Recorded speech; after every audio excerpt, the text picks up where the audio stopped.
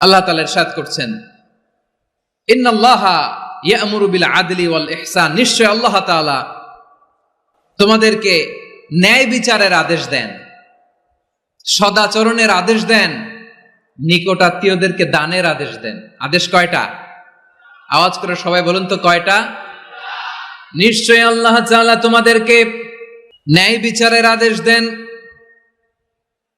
সদাচরণের আদেশ দেন, তিনি তোমাদের নিকট আত্মীয়দেরকে দানের আদেশ দেন, আর তিনি তোমাদেরকে অশ্লীলতা থেকে নিষেধ করেন, মন্দ কাজ থেকে নিষেধ করেন, অবাধ্যতা সীমা লঙ্ঘন থেকে নিষেধ করেন। তিনি তোমাদেরকে উপদেশ দেন যাতে তোমরা শিক্ষা গ্রহণ করো। সুবহানাল্লাহ। উপদেশ দিচ্ছে স্বয়ং কে? তিনটা জিনিসের আদেশ। ইয়া'মুরু বিল আদল, সুবিচার ন্যায় বিচারের আদেশ তিনি দেন। ইহসানের আদেশ দেন, যাতে আমরা ইহসান করি, একে অপরের প্রতি সুবিচার করি, মহানুভবতা দেখাই, অনুগ্রহ দেখাই, আর নিকট আত্মীয়দেরকে যেন আমরা দান করি। এই তিনটা আদেশ তিনি দিয়েছেন। আর কোন তিনটা জিনিস থেকে তিনি বারণ করেছেন? অশ্লীলতা, ফাহশা, মুনকার, মানে সব মন্দ আর অসৎ কাজ, এগুলো থেকে তিনি আমাদেরকে বারণ করেন। ওয়াল বাগি, অবাধ্যতা, সীমা লঙ্ঘন, এই তিনটা কাজ থেকে তিনি আমাদেরকে বারণ করেন। তিনি আমাদেরকে উপদেশ দেন, স্বয়ং আল্লাহ তাআলা আমাদেরকে উপদেশ দেন যাতে করে আমরা শিক্ষা গ্রহণ করি। সুবহানাল্লাহ পড়ে। তাহলে আসুন আমরা ধরে ধরে একটা একটা করে সামনের দিকে আগাই। আল্লাহ তাআলা প্রথমে আমাদেরকে আদেশ দিয়েছেন আদালের। ইন্নাল্লাহা ইয়া'মুরু বিল আদল, আওয়াজ করে বলুন আল আদাল। সবাই পড়ুন আল আদাল। আমরা উর্দু জানি, হিন্দি জানি, অনেকে ইংরেজিও জানি, কিন্তু আরবি শব্দগুলো আমাদের মুখ দিয়ে বেরোতে চায় না। আওয়াজ করে বলুন আল আদাল। মাশাআল্লাহ। ইন্নাল্লাহা ইয়া'মুরু বিল আদল, আল্লাহ তাআলা আমাদেরকে আদলের আদেশ দেন। আদল অনেকে না বুঝলেও আদালত শব্দটা বুঝবেন। আদালত, আদালত, আদালত বুঝেন না? যেখানে বিচার কার্যের ফয়সালা করা হয়, কোর্ট কাচারি আদালত, এটা তো ভেরি কমন।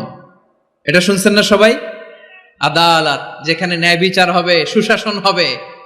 কিন্তু ভাগ্যের কি নির্মম পরিহাস, ওখান থেকে মিথ্যা সাক্ষী দিয়ে মনমতো রায় দিয়ে দেয়া হয়। এগুলোর পরিবর্তন হওয়ার দরকার আছে না নাই? প্রিয় ভাইয়েরা, আদালত, আল আদল, ইংরেজিতে বলে জাস্টিস, ন্যায় বিচার, সুবিচার, সুশাসন, জাস্টিস, আল আদল, সব জায়গায় এই জাস্টিস থাকা দরকার। Justice should be prevailed in the society. The mission of all prophet was to uphold the justice. সব নবীর মিশন ছিল এই জাস্টিসকে, আদালকে, সুশাসন আর সুবিচারকে নিশ্চিত করা। পড়েন সুবহানাল্লাহ। And the core message of every divine scripture was to uphold justice. পৃথিবীর সব আসমানি কিতাবের মূল শিক্ষা ছিল এই জাস্টিসকে সমাজে এনশিওর করা, সুবিচার, সুশাসনকে এনশিওর করা। তাহলে প্রিয় ভাইরা, আমরা বুঝতে পারলাম আল আদ শব্দের মানে হচ্ছে ইনসাফ বা সুবিচার বা ন্যায় বিচার। এটা হচ্ছে একটা general meaning, very general meaning. আপনি যদি ইন ডেপথ বুঝতে চান, আরো ভেতরে যান, তাহলে আদাল মানে হচ্ছে সমন্বয়, আদাল মানে হচ্ছে ভারসাম্য, ব্যালেন্স, আদাল মানে হচ্ছে মধ্যম পন্থা। সুবহানাল্লাহ পড়েন। কারণ সব সময় সমান সমান হইলেই সুবিচার হয় না। কথা কি বুঝতেছেন? ইসলামের দ্য কনসেপ্ট অফ আদাল, এটা এমন আদাল, এটা সব সময় সমান সমান নয়। যখন সমান সমান দেয়া দরকার, ইসলাম সমান সমান দেয়। যখন ব্যালেন্স করা দরকার, চেক এন্ড ব্যালেন্স, সমন্বয়, ভারসাম্য করা দরকার, তখন ইসলাম ভারসাম্য করে দেয়। এটার নাম আদাল। সুবহানাল্লাহ। সহজ করে আপনাদেরকে বুঝাই। যেমন ধরুন, একটা পরিবারের 3 জন সদস্য, স্বামী, স্ত্রী আর সন্তান। তাদের সকালবেলার ব্রেকফাস্টে, স্বামীর সকালের নাস্তায় স্বামীর 3টা রুটি লাগে, স্ত্রীর 2টা লাগে, আর সন্তানের 1টা রুটি লাগে। এখন আমি যদি সমান সমান করে আদল করতে চাই, সবাইকে যদি 3টা করে রুটি দেই, তাহলে স্বামী বেচারার জন্য ঠিক আছে? কি বলেন? কথা কি বুঝতেছেন না কষ্ট হয়ে যাচ্ছে? যদি সমান সমানের নিয়মে আগাই, তাহলে 3টা করে যদি রুটি দেই, স্বামীর জন্য ওকে, কিন্তু স্ত্রীর জন্য 1টা বেশি হয়ে যায়। আর সন্তানের জন্য কয়টা বেশি হয়? আচ্ছা, এই তো বুঝতেছেন, মাশাআল্লাহ। আচ্ছা, 2টা করে যদি সবাই দেয় সমান সমান নীতিতে, তাহলে স্ত্রীর জন্য, স্ত্রী বেচারির জন্য ঠিক আছে, কিন্তু স্বামীর কয়টা কম পড়ে? আর সন্তানের বেশি হয়ে যায় কয়টা? আচ্ছা, সমান সমান নীতিতে সবাইকে যদি সকালের নাস্তার জন্য একটা করে রুটি দেই, সন্তানের জন্য ঠিক আছে, কিন্তু স্ত্রী বেচারির কম পরে কয়টা, স্বামীর কম পরে কয়টা? দুইটা। কথা কি বুঝতেছেন? আর আমি যদি স্বামীকে দেই তিনটা, স্ত্রীকে দেই দুইটা, আর সন্তানকে দেই একটা, তাহলে কারো অপচয় হবে না, যার যতটুকু দরকার ঠিক ততটুকুই কাজে লাগবে। চিল্লায় বলেন ঠিক কিনা? এটাই হচ্ছে ইসলামের আদল, যেখানে যার যতটুকু দরকার তাকে সেখানে ঠিক ততটুকু দিয়ে দেওয়ার নামই হচ্ছে আদল। চিল্লায় পড়েন আল্লাহু আকবার। রব্বুল আলামিন বলেন, ইউসিকুমুল্লাহু ফি আওলাদিকুম লিযযাকারি মিসলু হাযযিল উনসায়াইন। আল্লাহ তোমাদেরকে ওসিয়ত করেন, তোমাদেরকে আদেশ দেন, উত্তরাধিকার সম্পদ যখন বন্টন হবে, ছেলেরা যতটুকু পাবে মেয়ে পাবে তার অর্ধেক। সুবহানাল্লাহ বলেন।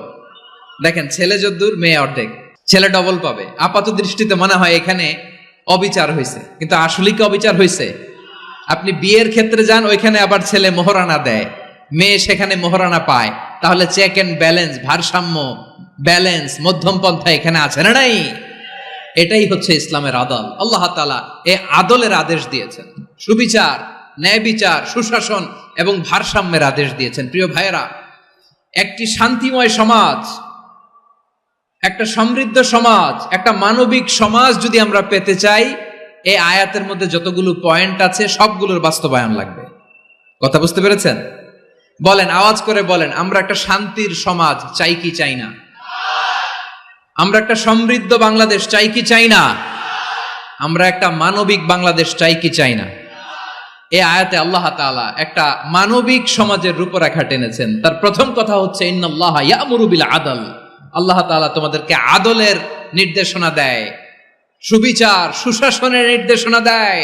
যে সমাজে আদল থাকে না, সেই সমাজে জুলুম মানুষের ঘাড়ে চেপে বসে। আদলের বিপরীত হচ্ছে জুলুম। আদলের বিপরীত কি? জুলুম বা জাওর, অত্যাচার, অবিচার, বৈষম্য। এই যে বৈষম্য বিরোধী ছাত্র আন্দোলন কমন পড়ছে, এই যে একজন সমন্বয়ক তো দেখা করলো আমার সাথে। জুলুম মানে হচ্ছে বৈষম্য। বৈষম্যের স্থান ইসলামে নাই, অবিচারের স্থান ইসলামে নাই, জুলুমের স্থান ইসলামে নাই। আল্লাহ তাআলা বলেন যে আমি জুলুমকে নিজের জন্য হারাম করেছি এবং তোমাদের জন্য হারাম করেছি। বিশ্বনবী ফরমান, আল্লাহ তাআলা বলেন হাদিসে কুদসিতে, ইয়া ইবাদি ইন্নী হারামতুয যুলমা আলা নাফসি ওয়া জাআলতুহু বাইনাকুম মুহাররামান ফালা তাযালামু। আমার গোলামেরা শোনো, নিশ্চয় আমি আল্লাহ তাআলা জুলুমকে আমি আমার উপরে হারাম করেছি, অনুরূপভাবে জুলুম করাকে তোমাদের উপরেও হারাম করেছি। ফলে ফালা তাযালামু, তোমরা একে অপরের সাথে জুলুম করো না। নির্দেশনাটা কার? খবরদার, জুলুমের সাথে আমাদের কোনো সম্পর্ক, জুলুমের সাথে ইসলামের কোনো সম্পর্ক নাই। আল্লাহ তাআলা জালিমদের জন্য কঠিন শাস্তি প্রস্তুত করে রেখেছেন। যারা এই আদলকে ভুলুণ্ঠিত করে জুলুমের রাস্তায় হাঁটতে চায়, তাদের প্রাপ্য কিয়ামতের ময়দানে বুঝিয়ে দিবে কে? আল্লাহ তাআলা তাদের প্রাপ্যকে বুঝিয়ে দিবেন। এজন্য বিশ্বনবী বলে, খবরদার, তোমরা ইনসাফ করবে, আদল করবে, জুলুম করবে না। আয-যুলমু যুলুমাতুন ইয়াউমাল কিয়ামা, জুলুম কিয়ামতের দিন অন্ধকার হয়ে জালিমের ঘাড়ে চেপে বসবে। আবার বিশ্বনবী বলতেন, ইত্তাকি দাওয়াতাল মাজলুম, খবরদার, তোমরা মজলুমের কান্নাকে ভয় করো। ফাইন্নাহু লাইসা বাইনাহু ওয়া বাইনাল্লাহি হিজাব, কেননা মজলুমের কান্নার মাঝে আর আল্লাহর আরশের মাঝে কোনো পর্দা থাকে না। বিশ্বাস হয়? এই কথা বিশ্বাস হয়? এর জলজ্যান্ত প্রমাণ তো আমরা নিজেরাই দেখলাম। হ্যাঁ, মজলুমের কান্না ফুলে ফেপে মহিরুহ হয়ে, পাহাড়ের মতো হয়ে, বিস্ফোরিত হয়ে জালিমের মসনদকে ছারখাড় করে দিয়েছে। এর প্রমাণ তো আমরা নিজেরাই তো দেখলাম। জালিমের পরিণতি কি হয় আমরা জীবদ্দশাই তো দেখলাম। এমনও কোনো জুলুম নাই যে হয় নাই, ঠিক কিনা বলেন? আহারে জুলুম, আহারে জুলুম। রিসেন্টলি আয়না ঘরের কিছু ছবি প্রকাশিত হয়েছে সোশ্যাল মিডিয়ায়, দেখেছেন আপনারা? হ্যাঁ, ছোট্ট একটা জায়গা, স্বাধীন মানুষকে প্রাণীর মতো, পাখির মতো খাঁচায় বন্দি করে রেখেছে। কখন দিন কখন রাত কিচ্ছু জানে না। কখন দিন কখন রাত কিছু জানে না, বছরের পর বছর কেটে গিয়েছে। এক্সট্রা জুডিশিয়াল কিলিং এর কোনো হিসাব নাই, বিচার বহির্ভূত হত্যা, এনফোর্স ডিসঅ্যাপিয়ারেন্স, গুম, যেটা সবচাইতে বড় মানবতা বিরোধী অপরাধ। কত মানুষ যে গুম হয়েছে তার কোনো ইয়ত্তা নাই। যেই ফ্যামিলির সদস্য গুম হয়েছে তারা কি ওই লোকটার জন্য মাগফিরাতের দোয়া করবে নাকি সুস্বাস্থ্যের দোয়া করবে তারা নিজেরাও জানতো না, কারণ জানে না ও বেঁচে আছে না মরে গেছে। আহা, বিডিআর নওজোয়ানদের যারা ছাড়া পেল দেখলাম, বিনা অপরাধে, কোনো অন্যায় ছাড়া, অপরাধ ছাড়া তাদের জীবন থেকে, তাদের তারুণ্যের, তাদের যৌবনের 15 বছর, 16 বছর, 17 বছর নাই, 6 মাস বয়সের ছোট বাচ্চাকে রেখে জেলে গেছে। 6 মাসের মেয়ে বেরোয় দেখে মেয়ের বয়স 17 বছর। মেয়ে বাবারে চিনে না, বাবা মেয়েরে চিনে না। মেয়েকে এখন বিয়ে দিয়ে আরেক ছেলের হাতে তুলে দিবে। মেয়ের শৈশব বাবা দেখে নাই, মেয়ের কৈশোর বাবা দেখে নাই, মেয়ের তারুণ্য দেখে নাই। আরেক যুবককে দেখলাম 14 বছরের 14 দিনের সংসার, 2 সপ্তাহের সংসার শেষে জেলে গেছে। কত যুবকের যে স্ত্রী চলে গিয়েছে ফ্যামিলি ছেড়ে, কারণ জানে না তো কবে আসবে, কি হবে, কেউ জানতো না। দাম্পত্য জীবনের মাত্র 14 দিনের স্মৃতি, এই স্মৃতিকে আঁকড়ে ধরে এক বোন 16টা বছর, 17টা বছর কাটিয়ে দিয়েছে। আমি নিউজটা দেখে ভাবলাম, আমার এই বোনের প্রতিটি দিন কিভাবে কেটেছে, প্রতিটি রাত কিভাবে কেটেছে, প্রতিটি ক্ষণ কিভাবে কেটেছে। বিশ্বনবী বলেছেন, ইত্তাকি দাওয়াতাল মাজলুম ফাইন্না লাইসা বাইনাহু ওয়া বাইনাল্লাহি হিজাব। মাজলুমের কান্নাকে ভয় করো, কারণ মাজলুমের কান্না আর আল্লাহর মাঝে কোনো পর্দা থাকে না। আমরা আর এরকম কোন জুলুম বাংলাদেশে দেখতে চাই না, জোরে বলেন ঠিক কিনা? আর কেউ নতুন করে জালিম হোক আপনারা চান?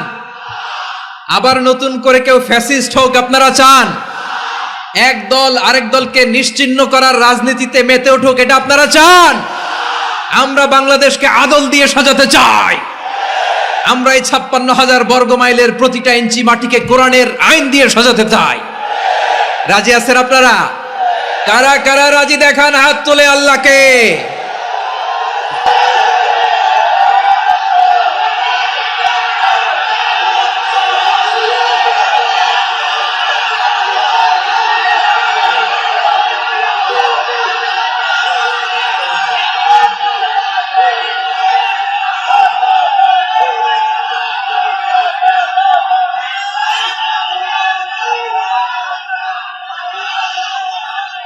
বসুন, আমার প্রিয় বীর চট্টলার তৌহিদি মুসলমান, আমরা আর নতুন করে কেউ জালিম হোক এটা চাই না, নতুন করে আবার কেউ ফ্যাসিস্ট হোক আমরা চাই না, এক দল আরেক দলকে নিশ্চিহ্ন করার রাজনীতি করুক আমরা চাই না।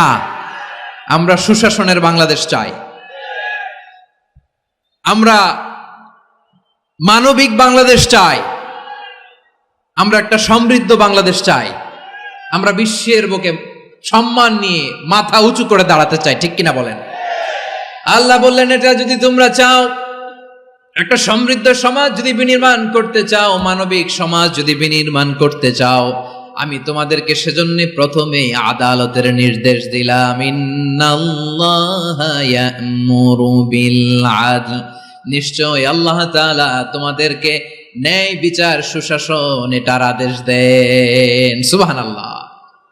আদাল, ন্যায় বিচারের আদেশ আল্লাহ তাআলা কোরআনের বিভিন্ন আয়াতে দিয়েছেন। আল্লাহ তাআলা বলছেন, ইন্নাল্লাহা ইয়া'মুরুকুম আন তুআদ্দুল আমানাতি ইলা আহলিহা ওয়া ইযা হাকামতুম বাইনান নাসি আন তাহকুমু বিল আদল ইন্নাল্লাহা নি'ম্মা ইয়া'iযুকুম বিহি ইন্নাল্লাহা কানা সামিআন বাসীরা। আল্লাহ তাআলা বললেন, আল্লাহ আদেশ দিচ্ছেন, যে ব্যক্তি আমানতের হকদার তার হাতে তোমরা আমানত পৌঁছে দাও, আর যখন তোমরা বিচার কার্য করবে, বিচার ফায়সালা করবে, আদালতের সাথে করো। সুবহানাল্লাহ বলেন। ওয়া ইযা হাকামতুম বাইনান নাসি আন তাহকুমু বিল আদল, আদালতের সাথে করবা। আল্লাহ তাআলা বলেন যারা জাজ হবে, বিচারক হবে, তাদের যদি বাদী বিবাদীর কারো সাথে শত্রুতা থাকে, কারো সাথে যদি কোনো ধরনের রেষারেষি থাকে, আল্লাহ বলেন বিচার কার্য করতে যে ওই শত্রুতা রেষারেষির কারণে আদালতের বাইরে যে অবিচার করে বিচার করো না। ওয়ালা ইয়াজরিমান্নাকুম শানাআনু কওমিন আলা আল্লা তা'দিলু ই'দিলু হুয়া আকরাবু লিত্তাকওয়া ওয়াত্তাকুল্লাহা ইন্নাল্লাহা খাবীরুম বিমা তা'মালুন। খবরদার কোন জাতির প্রতি, কোন গোষ্ঠীর প্রতি, কোন গোত্রের প্রতি আক্রোশ যেন তোমাদেরকে ন্যায় বিচার থেকে দূরে সরিয়ে না দেয়, বরং আমি আল্লাহর আদেশ হলো ই'দিলু, তোমরা আদল করো, ন্যায় বিচার করো, সুবিচার করো, সুশাসন প্রতিষ্ঠা করো। হুয়া আকরাবু লিত্তাকওয়া, এটাই তাকওয়ার সবচেয়ে কাছাকাছি। সুবহানাল্লাহ বলেন। কোরআনের বিভিন্ন আয়াতে আল্লাহ তাআলা স্পেসিফিকলি ধরে ধরে বিচার করার সময় আমরা যেন আদল করি সেটা বলেছেন। কোরআনের কোন কোন জায়গায় আল্লাহ তাআলা এই আল আদ শব্দটা ব্যবহার করেছেন। আবার একই জিনিস ইনসাফ, সুবিচার, সুশাসন, ন্যায় বিচার, ন্যায় পরায়ণতা বুঝাতে আল্লাহ তাআলা কখনো কখনো আল কিসত শব্দটা ব্যবহার করেছেন। আওয়াজ করে সবাই বলুন আল কিসত। প্রিয় ভাইরা, সবাই আওয়াজ করে আমার সাথে সাথে বলুন আল কিসত। আল্লাহ তাআলা বলেন ওয়া ইন হাকামতা ফাহকুম বাইনাহুম বিল কিসতি ইন্নাল্লাহা ইউহিব্বুল মুকসিতিন। যখন তুমি বিচার করবে, বিশ্বনবীকে উদ্দেশ্য করে অ্যাড্রেস করে বললেন, নবী হে, ইহুদিরা কোনো বিষয়ে মীমাংসার জন্য যদি আপনার দরবারে আসে, যদি বিচার করতে হয়, খবরদার অবিচার করবেন না। ফয়সালা যেটা করবেন কিসতের সাথে করবেন, ন্যায় পরায়ণতার সাথে করবেন, কারণ ইন্নাল্লাহা ইউহিব্বুল মুকসিতিন, নিশ্চয় আল্লাহ রাব্বুল ইজ্জাত ন্যায় পরায়ণশীলদেরকে বড্ড ভালোবাসেন। সুবহানাল্লাহ বলেন। ন্যায় পরায়ণ লোকদেরকে আল্লাহ তাআলা বড্ড ভালোবাসেন। অন্য আয়াতে আল্লাহ তাআলা বলছেন وَنَضَعُ الْمَوَازِينَ الْقِسْطَ لِيَوْمِ الْقِيَامَةِ فَلَا تُظْلَمُ نَفْسٌ شَيْئًا। আমি কিয়ামতের দিন ন্যায় পরায়ণতার মানদণ্ড স্থাপন করব, যেটাকে আমরা মিজানের পাল্লা বলি। আল্লাহ বলেন ন্যায় বিচারের মানদণ্ড কিয়ামতের ময়দানে আমি আল্লাহ স্থাপন করব। সেদিন কারো প্রতি বিন্দু পরিমাণ, এক চুল পরিমাণ অবিচার করা হবে না, কোনো অবিচার করা হবে না। সেদিন সুশাসন হবে, সুবিচার হবে, ন্যায় পরায়ণতার সাথে বিচার হবে। আওয়াজ করে পড়েন আল্লাহু আকবার। তাহলে প্রিয় ভাইরা, যে তিনটি বিষয়ে আল্লাহ তাআলা আমাদেরকে আদেশ দিয়েছেন, তার প্রথমটা হচ্ছে আদালত, ইনসাফ, সুবিচার, ন্যায় বিচার। এটা আমরা চাই কি চাই না? বিশ্বনবী ন্যায় বিচার, ন্যায় পরায়ণতা, সুশাসন প্রতিষ্ঠিত করেন কি করেন নাই? আপনারা বিশ্বনবীর সিরাত যারা পড়েছেন, আপনি দেখবেন বিশ্বনবীর সিরাতের পরতে পরতে, বাঁকে বাঁকে, সিরাতের বাঁকে বাঁকে এই আদালতের নমুনা মেলে। সুবহানাল্লাহ বলেন।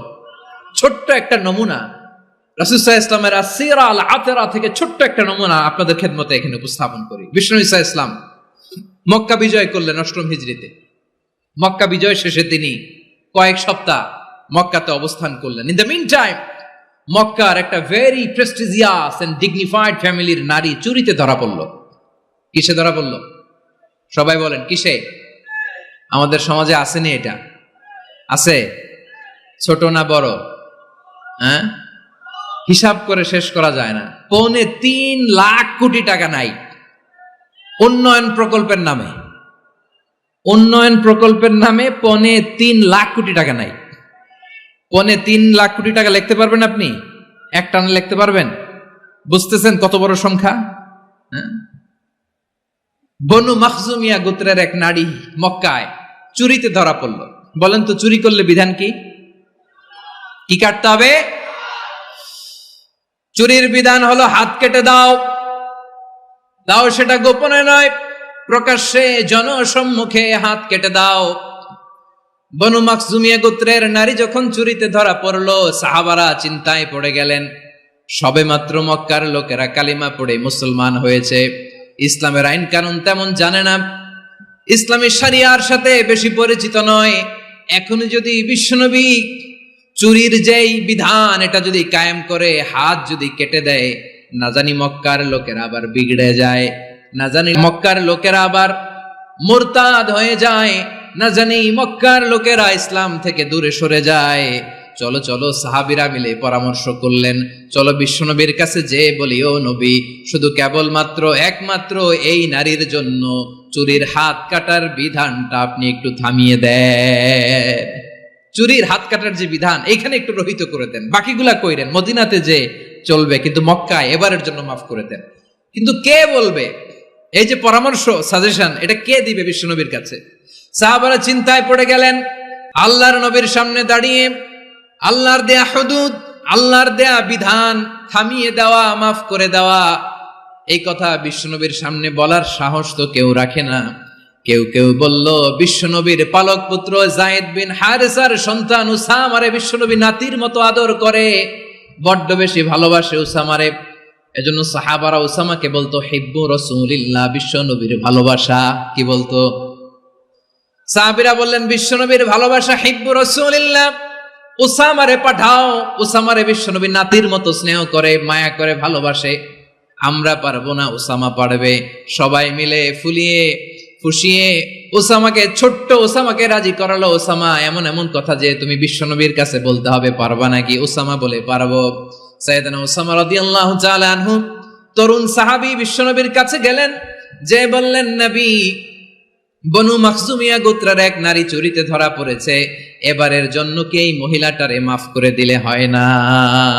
এবারের জন্য একটু ক্ষমা করা যায় না নবী? বিশ্বনবী বলেন, আতাশফাউ ফি হাদ্দিম মিন হুদুদিল্লাহ, তোমার এত বড় সাহস উসামা, তুমি আল্লাহর হাত, আল্লাহর দেয়া বিধান, এটার ব্যাপারে সুপারিশ করতে এসেছো? তোমরা কি জানো তোমাদের আগে যত কওম, যত গোত্র, যত জনপদ ধ্বংস হয়েছে তার কারণ ছিল তাদের মধ্যে গরিবরা অন্যায় করলে তারা বিচার করত, আর ধনীরা অন্যায় করলে তারা মাফ করে দিত। খবরদার! ওয়া আইমুল্লাহ লাউ আন্না ফাতিমাতা বিনতি মুহাম্মাদিন সারাকাত লাকাতা মুহাম্মাদুন ইয়াদাহা। বিশ্বনবী বললেন, ওরে ওসামা, বানু মাখজুমিয়ার ওই প্রেস্টিজিয়াস এন্ড ডিগনিফাইড ফ্যামিলির মেয়ে তো দূর কি বাত, অনেক দূরের কথা। জেনে রেখো ওসামা, আমার কলিজার টুকরা, নয়নের পুটুলি ফাতেমাও যদি মক্কার জমিনে আজকে এই চুরির দায়ে ধরা পড়তো, আমি বিশ্বনবী মুহাম্মাদুর রাসূলুল্লাহ ধরে ফাতেমার ডান হাতটা কেটে দিতে এক বিলম্ব দেরি করতাম না। ইন্নাল্লাহা ইয়া'মুরু বিল আদল, আমাদেরকে জাস্টিস শিখায়। পশ্চিমারা আমাদেরকে ইনসাফ শিখায়, আমাদেরকে সুশাসন শিখায়। আর ইনসাফ, সুশাসন, ন্যায় বিচার, সুবিচার, জাস্টিস কারে বলে বিশ্বনবীর বায়োগ্রাফি থেকে জেনে নাও।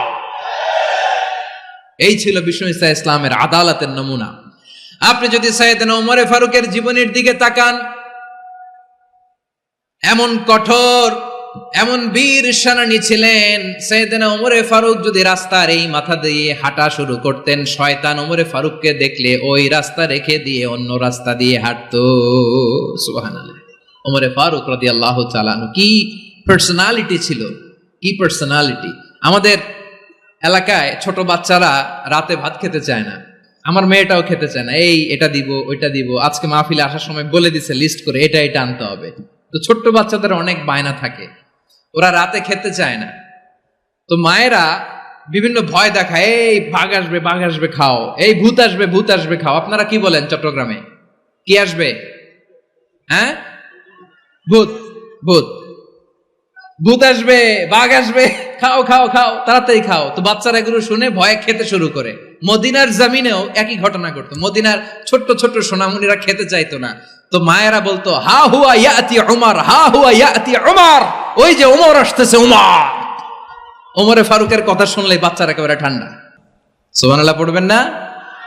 প্রভু তুমি বলেছ রাসূল দেবে না, বলনি দেবে না ওমর, বলনি দেবে না হামজা তারিক, খালিদ বিজয় সমর।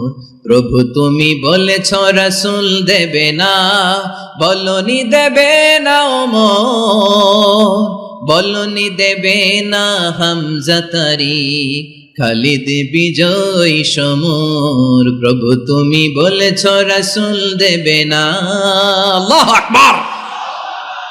ওমর ফারুক রাদিয়াল্লাহু তাআলা আনহু, ওনার কথা শুনলে গায়ের মধ্যে গুজবাম হয়, গায়ের পশমগুলো দাঁড়িয়ে যায়। সুবহানাল্লাহ বলেন। কি পার্সোনালিটি ছিল, কি ব্যক্তিত্ব ছিল। মুনাফিকরা ওমর ফারুককে জমের মতো ভয় পেতেন। শয়তান, খুদ শয়তান অন্য রাস্তা দিয়ে হাঁটতো। ওমর ফারুক রাদিয়াল্লাহু তাআলা আনহুর জীবনে যদি দেখেন, তাহলে সেখানে আপনি আদালতের, ইনসাফের, সুশাসনের, জাস্টিসের নমুনা দেখতে পাবেন। কয়টা শুনবেন? সাইয়েদনা ওমর ফারুকের রাদিয়াল্লাহু তাআলা আনহুর সন্তান আব্দুর রহমান মিশরে মদ খেয়ে মদ্যপ অবস্থায় ধরা পড়েছে। মদ খাওয়ার কারণে, মদ যদি কেউ পান করে আর যদি প্রমাণিত হয়, তার বিচার হলো 80 বেত। আওয়াজ করে বলেন কয় বেত? বাংলাদেশেও তো এই আইন আছে নাকি? বাংলাদেশে আছে? হ্যাঁ, মদ খাইলে 80 বেত, এই আইন বাংলাদেশে চালু হোক। আমরা চাই কি চাই না?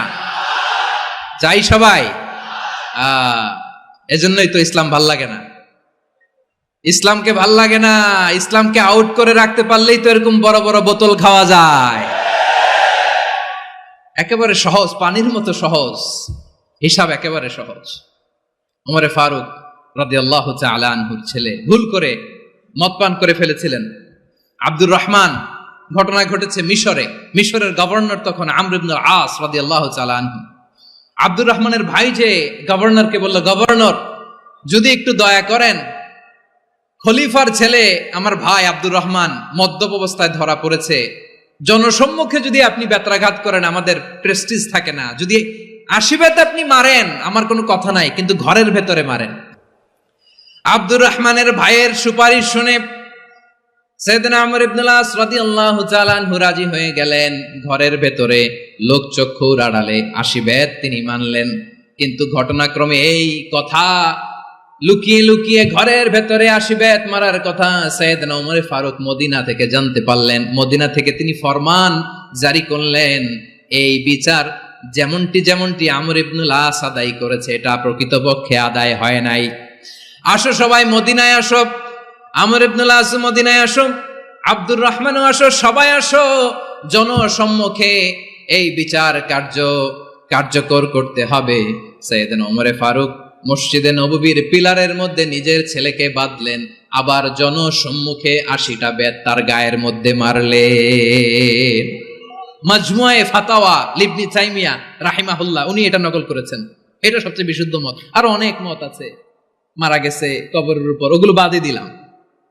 কেমন খলিফা ছিলেন, কেমন খলিফা! পশ্চিমারা তোমরা জাস্টিস আমাদেরকে শেখাও, ইনসাফ কারে বলে, সুশাসন আমাদেরকে তোমরা শিখাও। ওমর ফারুক রাদিয়াল্লাহু তাআলা ওই বিচারকে তিনি ধর্তব্য মনে করেন নাই। মদিনাতে এনে আবার জনসম্মুখে আবার 80 বেত মেরেছেন। মিশরে ওমর ফারুক রাদিয়াল্লাহু তাআলা আনহু আমর ইবনুল আসকে গভর্নর করে পাঠালেন। সেখানে আমর ইবনুল আসের ছেলে একটা প্রতিযোগিতায় রানার আপ হয়েছে। এক মিশরি সেখানে চ্যাম্পিয়ন হয়েছে। রানার আপ বুঝতে পেরেছেন তো? রানার আপ সেকেন্ড হয়েছে, এক মিশরি হয়েছে চ্যাম্পিয়ন প্রথম। কিন্তু গভর্নরের ছেলে ও জিততে পারে নাই। ও রাগে ওই মিশরির গায়ের মধ্যে কয়েকটা লাঠি দিয়ে বাড়ি মেরেছে। মিশরি যে মদিনাতে ওমর ফারুকের কাছে বিচার দিলেন, আপনার গভর্নরের ছেলে অন্যায়ভাবে আমার গায়ে হাত তুলেছে। সাইয়েদনা ওমর ফারুক আবার ফরমান জারি করলেন, আসো মদিনাতে আসো। মিশরীকে ডাকলেন। ওই মিশরের গভর্নর আমর ইবনুল আস রাদিয়াল্লাহু তাআলা আনহুকে ডাকলেন, তার ছেলেকেও ডাকলেন। সবাই বসে রইল। আমর ইবনুল আস রাদিয়াল্লাহু তাআলা আনহু মাথা নিচু করে বসে আছেন, লজ্জায় কাচুমাচু। হায় হায়, আজকে আমার ছেলের কারণে আমিরুল মুমিনিন খলিফাতুল মুসলিমিন ওমর ফারুকের কাছে আমি জনসম্মুখে লজ্জিত হচ্ছি। সাইয়েদনা ওমর ফারুক বললেন, এই নাও লাঠি, গভর্নরের ছেলে তোমার মাথার মধ্যে যতগুলো বাড়ি মেরেছে, আজকে জনসম্মুখে তুমি অতগুলা বাড়ি মারো। মিশরি বলে, থাক, আপনি যে ডেকে আনছেন সবার সামনে এটা বলছেন, এতেই আমি খুশি। আল্লাহু আকবার! আপনার মহানুভবতা দেখে আমি খুশি, আর অপমানের দরকার নাই। ওমর ফারুক বলে, না, খবরদার এই কথা মিশরি তুমি বলো না, মারো, যতগুলা বাড়ি মেরেছে মারো। বাধ্য হয়ে মিশরি আমর ইবনুল আসের সামনে ওনার কলিজার টুকরা সন্তানের মাথার মধ্যে বাড়ি মারতে আরম্ভ করলেন। ঠিক যতগুলা বাড়ি গভর্নরের ছেলে আমর ইবনুল আসের ছেলে মিশরির গায়ে মেরেছিল, মাথায় মেরেছিল, মিশরি গুনে গুনে ততটা মারলেন। এই দৃশ্য দেখে ওমরে ফারুক রেগে মেগে আগুন, রাগের চোটে রাগ সামলাতে না পেরে আর নিজেকে সামলাতে না পেরে মিশরিরে বললেন, ছেলেরে মারা শেষ হয়ে গেলে এবার বাবার টাক মাথার মধ্যে কয়েকটা বাড়ি মার। রাগের চোটে, আউট অফ অ্যাঙ্গার, রাগের চোটে যে আমার পাঠানো গভর্নর আমর ইবনুল আস তার ছেলেকে কেন আদব তারবিয়া কেন শিক্ষা দিতে পারে না, ছেলেরে মারা হইলে এবার আমর ইবনুল আসের মাথার মধ্যে দুইটা মারো। এটা রাগে বলেছেন, এটা শাস্তি হিসেবে না। সুবহানাল্লাহ পড়ে। তোমরা আমাদেরকে সুশাসন শিখাও, আমাদেরকে সুশাসন শিখাও। বিশ্বনবী বলেন আদল এটা যেন তেন বিষয় না, এটা দিয়েই মানবিক সমাজ গড়তে হবে। আল্লাহ তাআলা কিয়ামতের কঠিন ময়দানে যেদিন স্বামী স্ত্রীকে চিনবে না, স্ত্রী স্বামীকে দেখে পালিয়ে যাবে, বন্ধু বন্ধুরে চিনবে না, পীর সাহেব মুরিদরে চিনবে না, মুরিদ পীর সাহেবরে চিনবে না, দলের কর্মী তার নেতারে চিনবে না, নেতা তার কর্মীরে চিনবে না, বন্ধু বন্ধুরে দেখে পালাবে। এই কঠিন মুহূর্তে সূর্যটা মাথার কাছে চলে আসবে, জমিনটা তামার জমিন হবে, আজকের জমিনের মতো নয়। মানুষ ঘর্মাক্ত ক্লান্ত শ্রান্ত মাথার মগজগুলো কানের ছিদ্র আর নাকের ছিদ্র দিয়ে বেয়ে বেয়ে পড়বে। বিশ্বনবী ফরমান কিয়ামতের ওই কঠিন ময়দানে 7 শ্রেণীর ব্যক্তিকে রব্বুল আলামিন তার আরশের নিচে ছায়া দিবেন। তার মধ্যে প্রথম শ্রেণীর ব্যক্তি হলো ইমামুন আদিল। ইমামুন আদিল, ন্যায়পরায়ণ শাসক, যে ইনসাফের সাথে বিচার করে, যে জাস্টিস সমাজে সার্ভ করে, যে সুশাসন নিশ্চিত করে, ওই ইমামুন আদিল। আদিল শব্দটা বুঝছেন না? ইন্নাল্লাহা ইয়া'মুরু বিল আদল, পাইছেন? আদিল। 7 শ্রেণীর ব্যক্তিকে আল্লাহ তাআলা সুশীতল আরশের নিচে ছায়া দিবেন, যেদিন তার দেয়া ছায়া ছাড়া কোনো ছায়া থাকবে না। এর প্রথম হচ্ছে ইমামুন আদিল, ন্যায়পরায়ণ শাসক। চিল্লায় বলেন সুবহানাল্লাহ। আবার বিশ্বনবী বললেন ইন্নাল মুকসিতিনা ইনদাল্লাহি আলা মানাবিরা মিন নূর আন ইয়ামিনির রহমান। কিয়ামতের দিন যারা ন্যায়পরায়ণ হিসেবে আল্লাহর সামনে দাঁড়াবে, কিয়ামতের দিন রব্বুল আলামিন তার আরশের ডান দিকে ওই ন্যায়পরায়ণ লোকদের জন্য আরশের ডান দিকে একটা নূরের মিম্বারে তাদেরকে বসার সুযোগ করে দিবে। আল্লাহর আরশের ডান দিকে ন্যায়পরায়ণ লোকদের জন্য আল্লাহ তাআলা নূরের মিম্বার বানাবে। 4 কেন কথা মনে করেছেন? আল আদাল, জাস্টিস। ইন্নাল্লাহা ইয়া'মুরু বিল আদল। আল্লাহ তাআলা এই আদালতের নির্দেশনা দেয়, সুবিচার, সুশাসন। প্রিয় ভাইয়েরা, এটা আমরা বাংলাদেশে চাই কি চাই না? এই যে অরাজকতা, এই যে অন্যায়, এই যে জুলুম, এই যে ইনকনসিস্টেন্সি, সমাজের অসঙ্গতি, এর প্রধান কারণ জাস্টিস নাই, সুবিচার নাই, সুশাসন নাই। শেষবারের মতো আওয়াজ করে বলেন তো, আমরা বাংলাদেশে আদল চাই কি চাই না? তাহলে প্রথম নির্দেশনা শেষ। আল্লাহ তাআলা তোমাদেরকে আদলের আদেশ দেন। এরপরে আল্লাহ বললেন আমি তোমাদেরকে ইহসানের আদেশ দেই। ইন্নাল্লাহা ইয়া'মুরু বিল আদলি ওয়াল ইহসান। আমি তোমাদেরকে যেমনি আদলের নির্দেশনা দেই, তেমনি ভাবে তোমাদেরকে ইহসানের নির্দেশনা দেই। ইহসান, আওয়াজ করে সবাই বলেন তো ইহসান। সবাই বলেননি, সবাই বললে এতটুকু আওয়াজ হবে আমি বিশ্বাস করি না। আওয়াজ করে বলুন আল ইহসান। ইহসান মানে কারো প্রতি সফট হার্টেড হওয়া, মহানুভব হওয়া, অনুগ্রহ পরায়ণ হওয়া, অনুগ্রহশীল হওয়া, একে অপরের প্রতি দয়াদ্র হওয়া। একে অপরের প্রতি দয়াদ্র অনুগ্রহশীল হওয়া ছাড়া মানবিক সমাজ কঠিনকালেও গঠন করা সম্ভব না। প্রিয় ভাইয়েরা, সুন্দর আচরণ দিয়ে, ইহসান দিয়ে যা জয় করা যায়, নরম আচরণ দিয়ে যেটা অর্জন করা যায়, কঠোরতা দিয়ে সেটা পারা যায় না।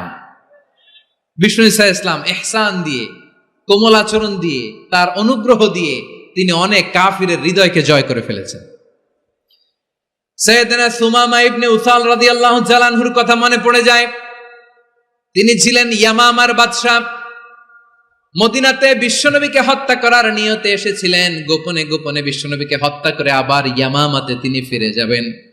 কিন্তু কি অবাক করা কাণ্ড, হত্যা করতে পারে নাই, সাহাবাদের হাতে তিনি ধরা পড়ে গেলেন।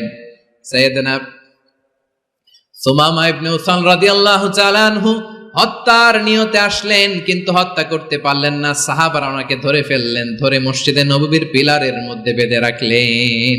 সুমামা ইবনে উসাল, সিরাত থেকে শুনি, সিরাত থেকে শোনাচ্ছি, রাদিয়াল্লাহু তাআলা আনহু ইয়ামামার অধিপতি ছিলেন। ইয়ামামা বিশ্বনবীকে হত্যার জন্য আসছেন, ধরা পড়ে গেছেন, এখন মসজিদে নববীতে বেঁধে রাখছে, তার মানে বন্দী।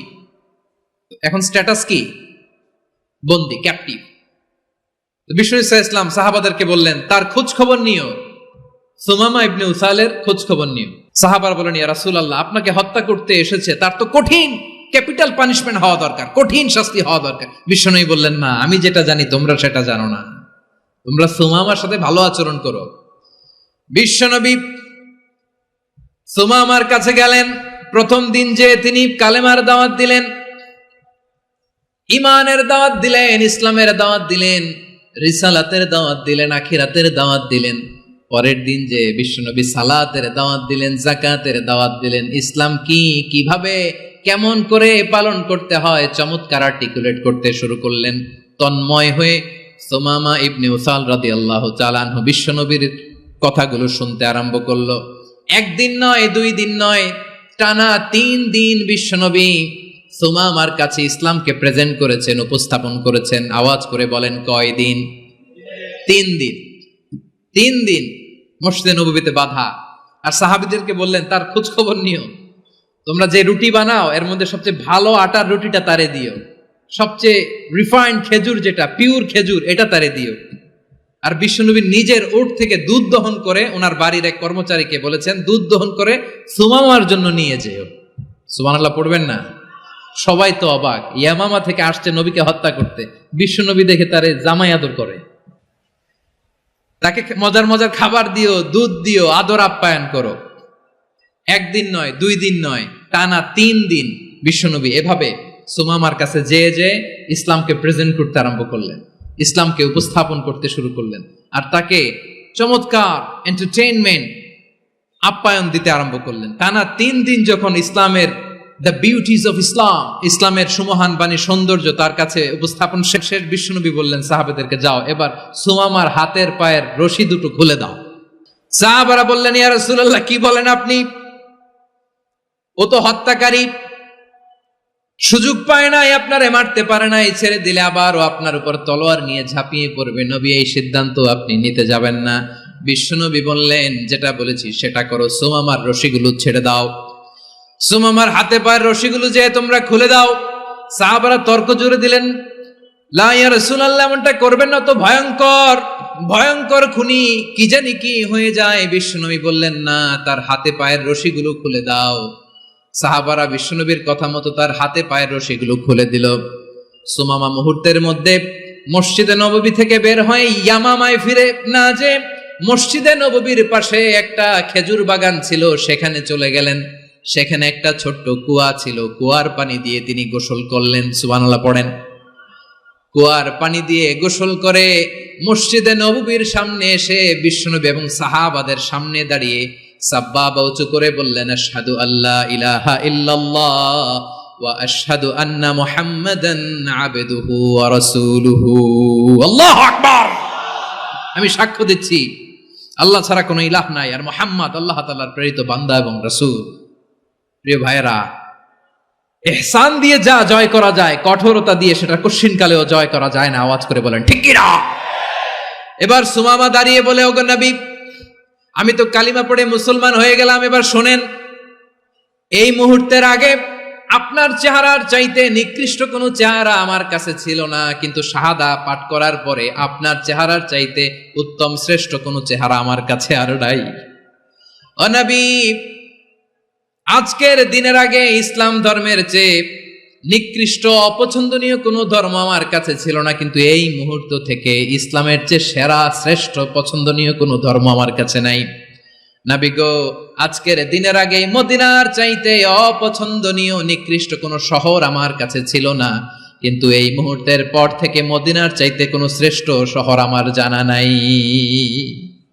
সে ছিল গমের বড় ডিলার, গম বেচত। কি বেচত? তার গম কিনে মক্কার লোকেরা রুটি খাইতো। সে ঘোষণা দিল, আজকে থেকে মক্কাবাসীদের জন্য সব গম আমি হারাম করে দিলাম, মক্কাবাসী এখন না খেয়ে মরে।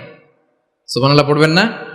মক্কাবাসী বিশ্বনবীর কাছে আসলেন, এসে বললেন, মুহাম্মদ, আমরা তো তোমার ভাই, তোমার চাচা, তোমার ভাতিজা, তোমার আত্মীয়, তুমি সুমামারে বলো সে যেন আবার গমের সাপ্লাই মক্কার জন্য অনুমতি দিয়ে দেয়। বিশ্বনবীর অনুমতি ক্রমে সুমামা আবার মক্কাতে গম পাঠাতে শুরু করলো। পড়েন সুবহানাল্লাহ। ইহসান, ইহসান দিয়ে আপনি যেটা জয় করতে পারবেন, you can win the heart of your enemies. ইহসান দিয়ে আপনি আপনার শত্রুর হৃদয়কে জয় করতে পারবেন। আওয়াজ করে বলেন ঠিক কিনা?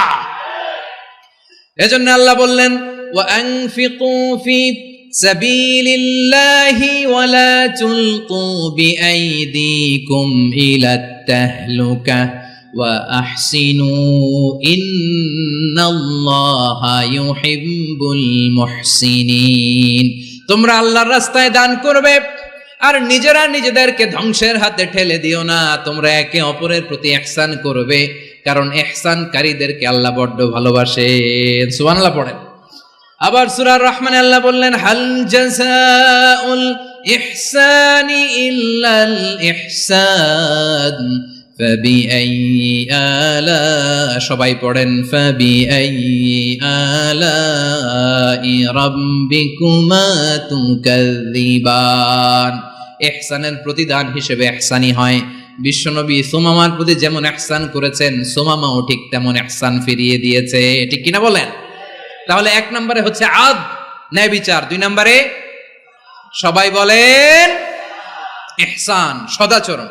ইহসান দুই ধরনের প্রিয় ভাইরা, ইহসান feel ইবাদা, Ihsan feel মুআমালা।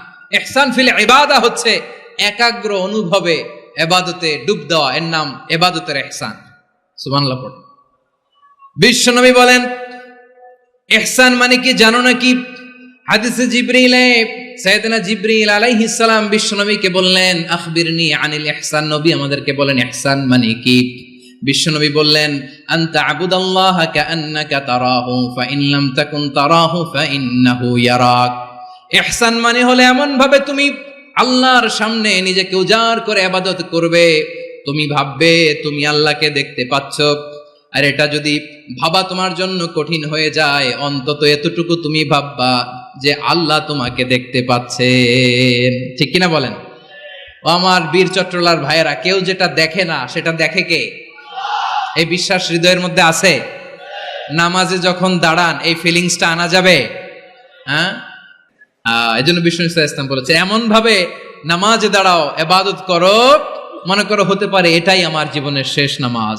Perform the salah as if this is your last and final prayer. এমন ভাবে সালাতে দাঁড়াও, ভাবো হতে পারে এটাই তোমার জীবনের শেষ নামাজ। এমন ভাবে নামাজে দাঁড়াও, ভাবো এটাই শেষ নামাজ। তাহলে নামাজে একাগ্রতা বাড়ায় দিবে কে?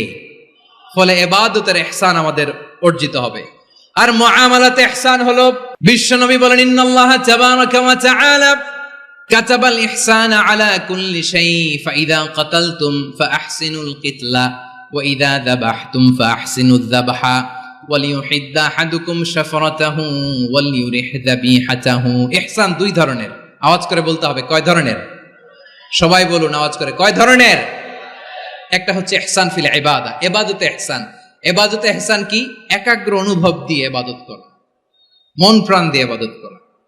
আর মুআমালাতে ইহসান কি? সব কাজে, দৈনন্দিন কাজে, কর্মে, সামাজিক অ্যাক্টিভিটিতে কোমলতা প্রদর্শন করা, অনুগ্রহের সাথে সবকিছু করা। আল্লাহ তাআলা ইন্নাল্লাহা তাবারাকা ওয়া তাআলা কাতাবাল ইহসানা আলা কুল্লি শাই, তিনি সব কিছুর ব্যাপারে ইহসানকে আবশ্যক করেছেন। সবকিছু, মুমিনের সব কাজে ইহসানের পরশ থাকবে। ওয়া ইযা কাতালতুম ফাহসিনুল কিতলা। আচ্ছা, কুরবানির দিন আমরা পশুগুলোরে কি করি বলেন সবাই আওয়াজ করে? জবাই। জবাই মানে তো এটার মেরেই ফেলতেছি, একটু পরে তো টুকরো টুকরো করে গোশতগুলো খাবো, এটা তো খাবো, এটা তো মেরেই ফেলবে। বিষ্ণু বলে না, জবাইয়ের মধ্যেও মুমিনের জবের ভেতরেও ইহসানের পরশ থাকা চাই। যখন জবাই করবে প্রাণীটাকে হাত পা টাইট করে বেঁধে নাও, ছুরিটাকে শার্পেন করে নাও, ধারালো করে নাও, যাতে অল্প সময়ে জবাইটা হয়ে যায়, প্রাণীটা যাতে কম কষ্ট পায়। সুবহানাল্লাহ পড়ে। দিস ইজ কল্ড ইহসান। ইহসান, আল্লাহ তাআলা যেমনি আদলের আদেশ করেছেন, ন্যায় বিচার, জাস্টিস এনশিওর করতে বলেছেন, সমাজে ইহসানের ব্যবহার, ইহসানের অনুশীলন তিনি করতে বলেছেন। এজন্য মুমিনের প্রতিটি কাজে, আমার চট্টগ্রামের ভাইয়েরা আমার দিকে তাকান, খেয়াল করে শুনুন, মুমিন জীবনের প্রতিটি কাজে ইহসানের পরশ থাকা চাই।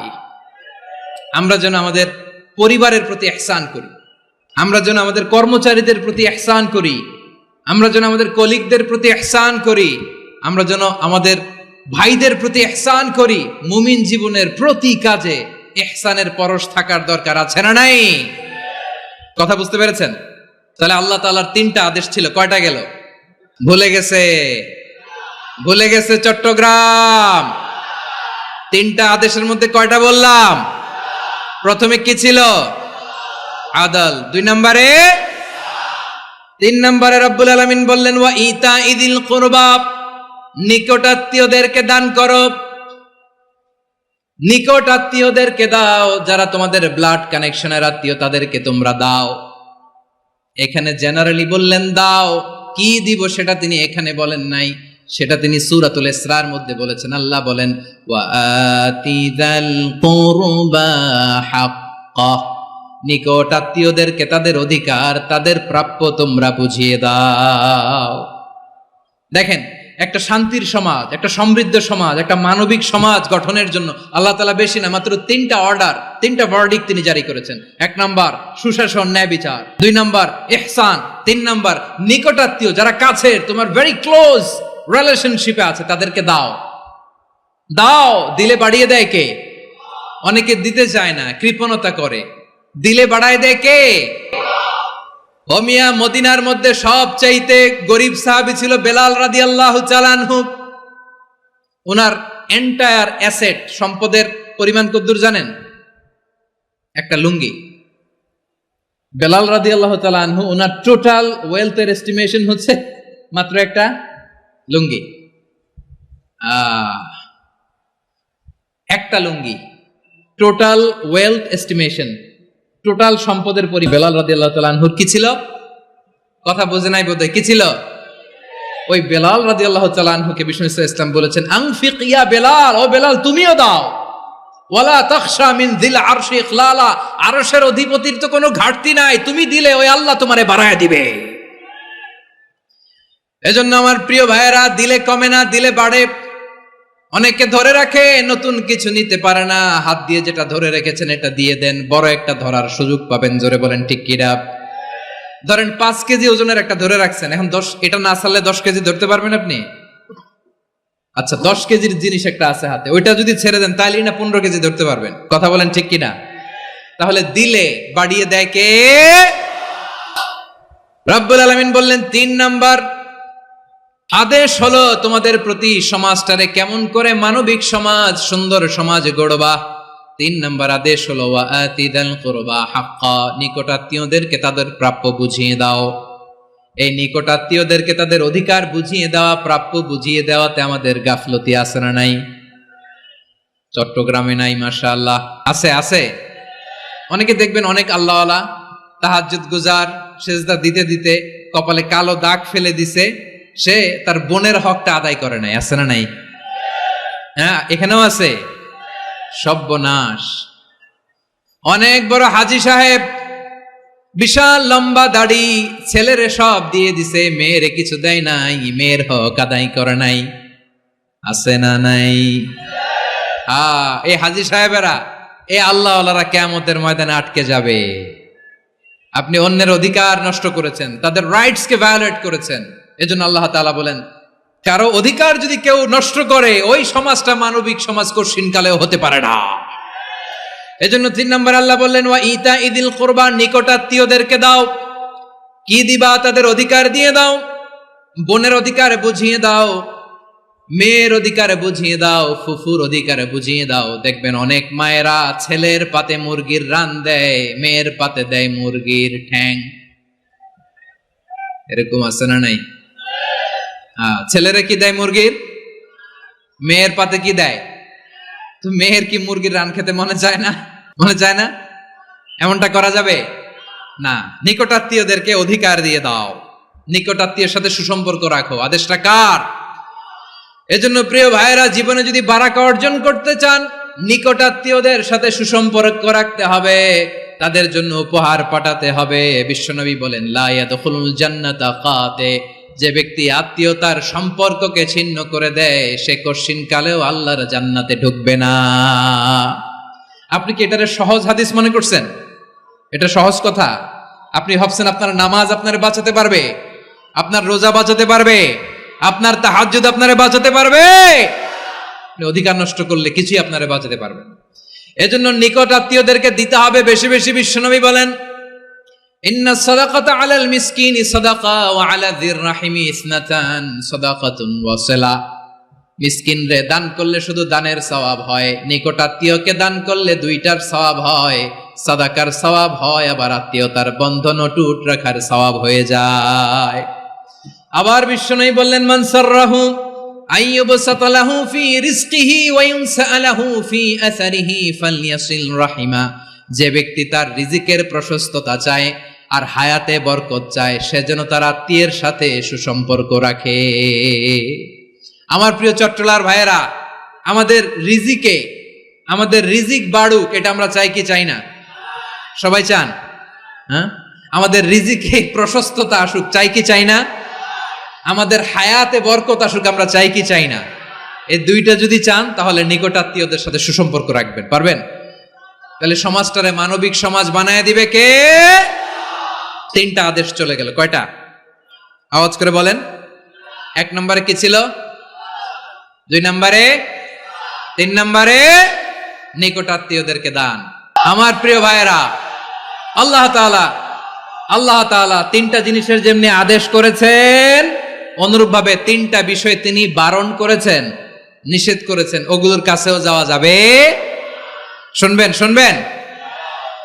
রাব্বুল আলামিন বলেন, ওয়ায়ানহা আনিল ফাহশাই ওয়াল মুনকারি ওয়াল বাগি।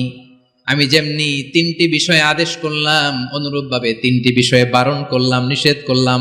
আমার 1 নাম্বার নিষেধাজ্ঞা হলো অশ্লীলতার প্রতি। ফাহশা, ওয়ায়ানহা আনিল ফাহশা, আল্লাহ তাআলা অশ্লীলতাকে নিষেধ করেছেন। কোন জিনিসকে? সবাই বলুন, কোন জিনিসকে? যত ধরনের, যত টাইপের, যত ক্যাটাগরির অশ্লীলতা হতে পারে, সব অশ্লীলতাকে হারাম করেছেন কে? ফাহশা মানে কি? কথায়, কাজে, আচরণে, কমেন্ট, ফেসবুকের কমেন্টসে যত ধরনের নোংরামো আছে, যত ধরনের অশ্লীলতা আছে, এটাকে আরবিতে বলে ফাহশা। এটাকে কি বলে? রাব্বুল আলামিন বলেন, কুল ইন্নামা حرم ربي الفواحش ما ظهر منها وما بطن। ও নবী, আপনি বলে দেন, আমার রব প্রকাশ্য অপ্রকাশ্য, স্পষ্ট কিংবা অস্পষ্ট, দৃশ্যমান কিংবা অদৃশ্যমান সব অশ্লীলতাকে হারাম করেছেন। সব ধরনের অশ্লীলতা হারাম, সব ধরনের। আল্লাহ তাআলা আমাদেরকে অশ্লীলতা থেকে বাঁচান, অশ্লীলতা থেকে তিনি আমাদেরকে হেফাজত করুক। পড়েন আমিন। এবার বলেন, আমাদের সমাজে অশ্লীলতা আছে না নাই? চট্টগ্রামে নাই? আমি কই নাই, ওনারা বলে আছে। দেখছেন, আমি সামহাও বাঁচায় দেওয়ার ট্রাই করতেছি, ওনারা বলে আছে। অশ্লীলতা নানা ভাবে, নানা নামে, নানা মোড়কে আমাদের সমাজে আছে না নাই? সংস্কৃতির নামে, ফ্যাশনের নামে, বিনোদনের নামে, উপন্যাসের নামে, কনসার্টের নামে অশ্লীলতা আছে না নাই? আপনি দেখেছেন কনসার্টগুলোর অবস্থা? এই যে আতিফ আসলাম যে আসছে আমাদের দেশে, তারপর কে কে আসছে, আমাদের তরুণ তরুণীরা, আমাদের যুবক যুবতীরা, আমাদের জেনজিরা, কি অবস্থা ওইখানে? হ্যাঁ, কি অবস্থা? কে বাঁচাবে ওদের? কে রক্ষা করবে ওদের ইমানের, ওদের চরিত্রের হেফাজতের গ্যারান্টি কে দিবে? কনসার্টের নামে অশ্লীলতা আছে না নাই? ছেলে মেয়ে একে অপরকে জড়ায় ধরতেছে, একে অপরকে চুমো খাচ্ছে, প্রকাশ্যে, দিবালোকে, গণমানুষের সামনে। আল্লাহ তাআলা এই অশ্লীলতা থেকে আমাদেরকে বেঁচে থাকতে বলেছেন, বেঁচে থাকতে বলেছেন। রূপালী জগতের নামে অশ্লীলতা আছে না নাই? এই টার্মটা আপনারা জানেন না? রূপালী জগৎ কি জগৎ? আসলে কি রূপালী জগৎ না অন্ধকার জগৎ? আমার বোনেরা, আপনাদেরকে যে কি বলে তারা বুঝায়, রূপালী জগৎ শুনেই আপনি ভরকে যাবেন না। রূপালী জগতে যে নারী যত বেশি উলঙ্গ সে নাকি তত বেশি সাহসী।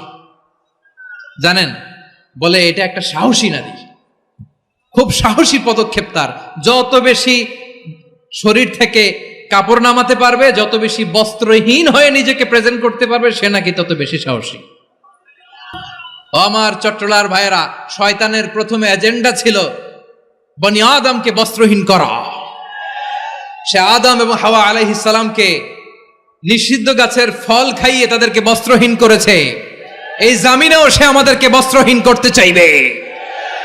এই রূপালী জগতের নামে তারা এটা করে। আমার প্রিয় বোনেরা, আপনি জানেন না আপনার দাম কত। ওরা আপনাদেরকে বিজ্ঞাপনের সস্তা পণ্য বানাতে চায়। ওরা আপনাদেরকে ওদের ভোগের লিপসার টুলস বানাতে চায়। ওরা আপনাদেরকে দিয়ে ওদের খায়েশ পূরণ করতে চায়।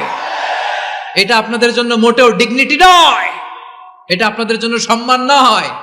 আপনার সম্মান শালীনতায়, আপনার সম্মান হেজাবে, আপনার সম্মান ভদ্রতায়, আপনার সম্মান আপনার ডিসেন্ট পোশাকে। পোশাক বলে দেয় এই নারীটা ভদ্র না অভদ্র। পোশাক বলে দেয় এই মেয়েটা কোন ঘরের মেয়ে। আওয়াজ করে বলেন ঠিক কিনা? আপনি জানেন না, আপনারা এই সস্তা পণ্য বানায়, ভোগের পণ্য, বিলবোর্ডে আপনাকে উলঙ্গ করে উপস্থাপন করে। এই অশ্লীলতার সাথে ইসলামের কোনো সম্পর্ক। এজন্য আল্লাহ বলেন, আমি অশ্লীলতাকে হারাম করেছি।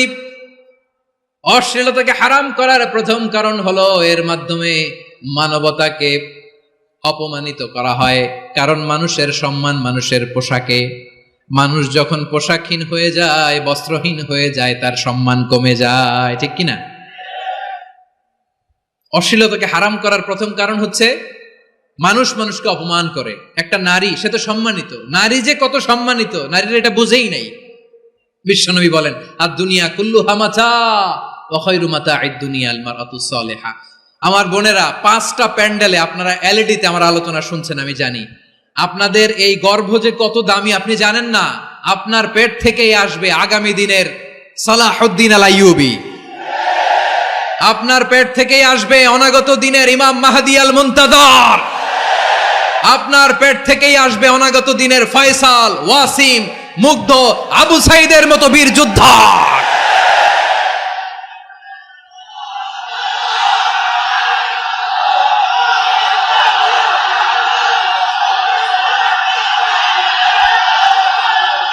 আমার প্রিয় বোনেরা, আমার প্রিয় বোনেরা, বিশ্বনবীর কথার ওজন খেয়াল করেন। আর দুনিয়া কুল্লুহা মাতা ওয়া খায়রু মাতা'আদ দুনিয়া আল মারআতুস সালিহা।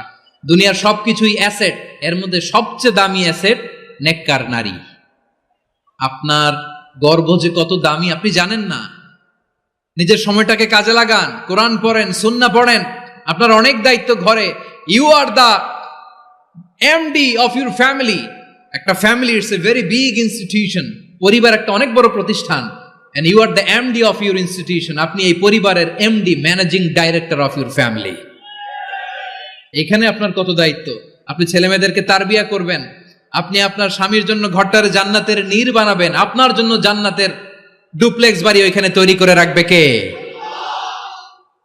আপনি যে কত দামি আপনি জানেন না। নারীদেরকে আল্লাহ বানিয়েছেন উচ্চতর করে, নিম্নতর নয়। নারীদেরকে ছোট্ট জিনিস দিলে এটার বড় করে দেয়।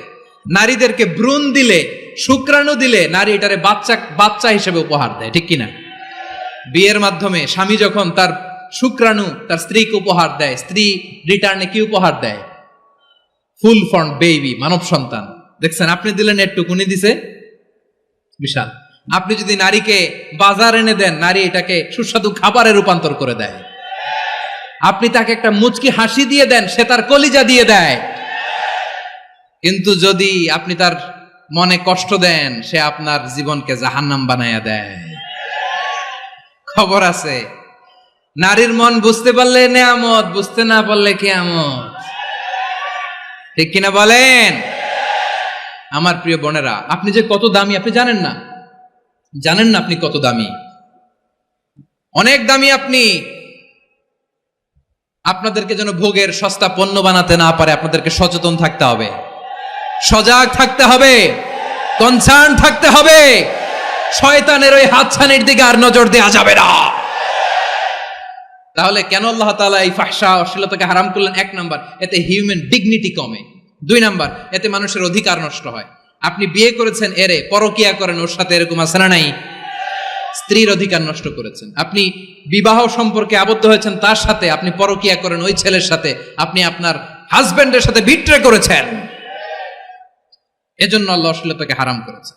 অশ্লীলতাকে হারাম করার আরেকটা কারণ হচ্ছে আল্লাহ তাআলা এই হিউম্যান জেনারেশনকে এটাকে প্রিজার্ভ করতে চায়।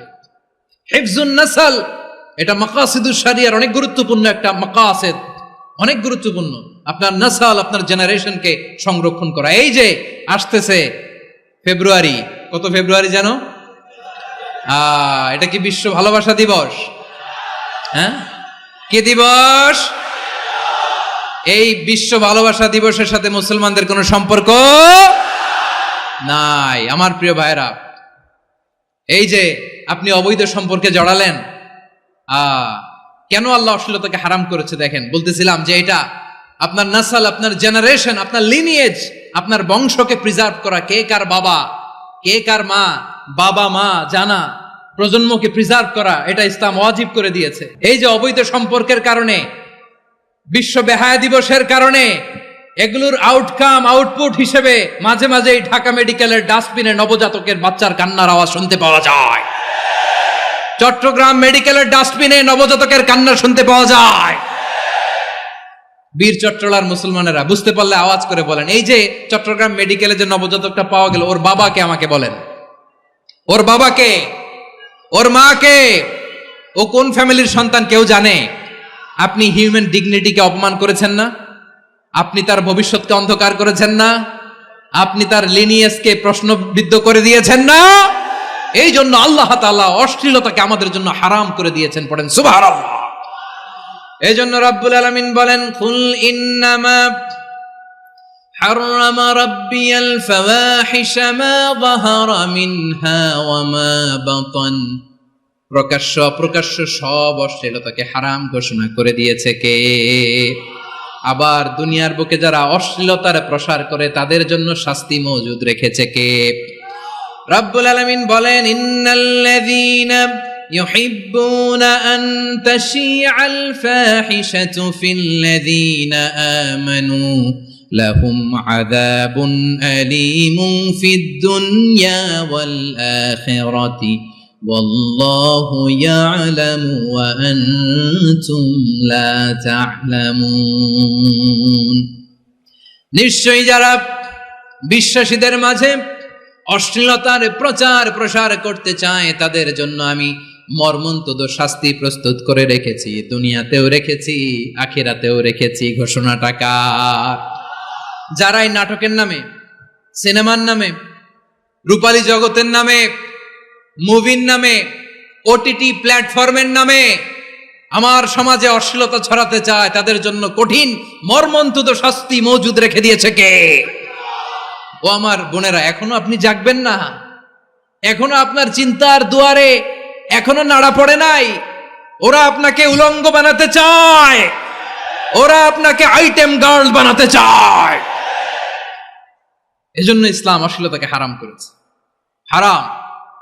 ইসলাম বলেছে যোজন যোজন দূরে থাকো, ওরা বলে না কাছে আসো, কাছে আসার গল্প, ক্লোজ আপ ওয়ান, কাছে আসার গল্প আছে না নাই?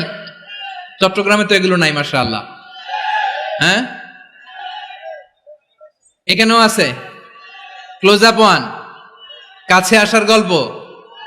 আল্লাহ বলেন ওয়ালা তাকরাবুজ জিনা, কাছেও এসো না, জিনা থেকে যোজন যোজন কিলো দূরে থাকো, ওরা বলে কাছে আসার গল্প। আমার বীর চট্টলার ভাইয়েরা, কাছে আসতে হলে আমরা কোরআনের কাছে আসব, কাছে আসতে হলে নবীর কাছে আসব, কাছে আসার গল্প হবে আমার রবের কাছে আসার গল্প। চিল্লায় বলো ঠিক কিনা? আওয়াজ করে বলুন, অশ্লীলতার সাথে আমাদের কোনো সম্পর্ক আমরা এই সমস্ত ক্লোজ আপ ওয়ান, কাছে আসার গল্পের প্রোগ্রামে যাব। আমরা কোন ধরনের অশ্লীল কন্টেন্ট সোশ্যাল মিডিয়ায়, টিভিতে দেখব। কি যুগ যে আমরা কাটাচ্ছি আপনি কল্পনা করতে পারবেন না। নারী পুরুষের বস্ত্রহীন যুগল দৃশ্য, এটাকে দিয়ে ওরা কোটি ডলারের ইন্ডাস্ট্রি বানিয়েছে। পুরো মানব ইতিহাসে এরকম জঘন্য সময় মানব ইতিহাস পার করে নাই। শরীফ থেকে শরীফা শুনছেন আপনারা? দেখতে পুরুষ, আসলেই পুরুষ, সুস্থ একজন পুরুষ, 4 সন্তানের বাবা, বলে আমি মনে মনে নারী। দেখতে নারী, সুস্থ নারী, আসলেই সে দিব্যি একজন নারী, বলে আমি মনে মনে পুরুষ। সুস্থ পুরুষ তার বায়োলজিক্যাল গ্রোথকে হরমোন দিয়ে স্টপ করে দিয়ে সে সার্জারি করে নারী হতে চায়। সুস্থ নারী পুরুষ হতে চায়। পুরুষ পুরুষের প্রতি সেক্সুয়ালি আকর্ষণ বোধ করে। এটা লূত আলাইহিস সালামের কওমের মধ্যে ছিল। এটাকেও আল্লাহ কোরআনে ফাহিশা বলেছেন। ওয়ালুতান ইয قال لقومه أتأتون الفاحشة ما سبقكم بها من أحد من العالمين। লূত আলাইহিস সালাম বললেন, তোমরা কি এমন এক অশ্লীল কার্যক্রমে ডুব দিলে নাকি যেটা গোটা বিশ্বের কেউ কখনো করে নাই, তোমরাই প্রথম করেছো। পড়েন নাউযুবিল্লাহ। এই পশ্চিমের এই রোগ আমার দেশে যেন আসতে না পারে, আমাদের সজাগ থাকতে হবে। প্রিয় ভাইরা চিল্লায় বলেন ঠিক কি না? পশ্চিমের অবস্থা ভয়ঙ্কর। পাশ্চাত্যে আমি যুক্তরাষ্ট্রে ছিলাম অনেকদিন, কয়েক মাস, বিভিন্ন স্টেটে ঘুরেছি। গার্ডিয়ানরা উদ্বিগ্ন। ছেলে মেয়েদেরকে, ছোট্ট ছেলে মেয়ে, ওদেরকে জিজ্ঞেস করে, তুমি how do you feel right now inside yourself? তুমি ভিতরে ভিতরে কেমন ফিল করো? তোমার কি ছেলে ছেলে লাগে না মেয়ে মেয়ে লাগে? আচ্ছা বলেন, এই ছোট্ট বাচ্চাটা ওকে এগুলো জেন্ডার অ্যাসাইনমেন্ট বলতে এগুলো কিছু বুঝে? এইভাবে মিসগাইড করা হচ্ছে। কৌতূহল বশত ছোট্ট ছেলে যদি বলে আমার তো মেয়ে মেয়ে লাগে, তখন বলে যে না তুমি মেয়ে, ছেলে না। মা বাবা বাধা দিলে ওকে আলাদা গভর্নমেন্ট হাউসে নিয়ে যায়। ভয়ঙ্করতম অবস্থা। আমরা একটা সময় শুনতাম যে হুজুর আমার ছেলেটা খুব ভালো, হাফেজে কোরআন, আল্লাহওয়ালা। হুজুর আমার ছেলে দাড়ি রাখছে, আল্লাহওয়ালা। হুজুর আমার ছেলে 5 ওয়াক্ত সালাত জামাতের সাথে পড়ে, তার মানে আল্লাহওয়ালা।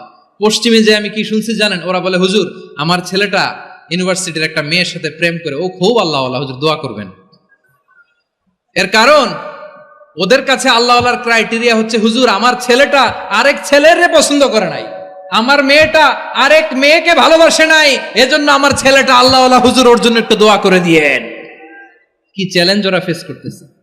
ওনার ছেলে যে আরেক ছেলেরে বিয়ে করবে না, এটাতেই উনি খুশি যে আলহামদুলিল্লাহ আমার ছেলেটা একটা মেয়েরে ভালোবাসে, আমার মেয়েটা একটা ছেলেরে ভালোবাসে, মানে এটা খুব আল্লাহওয়ালা।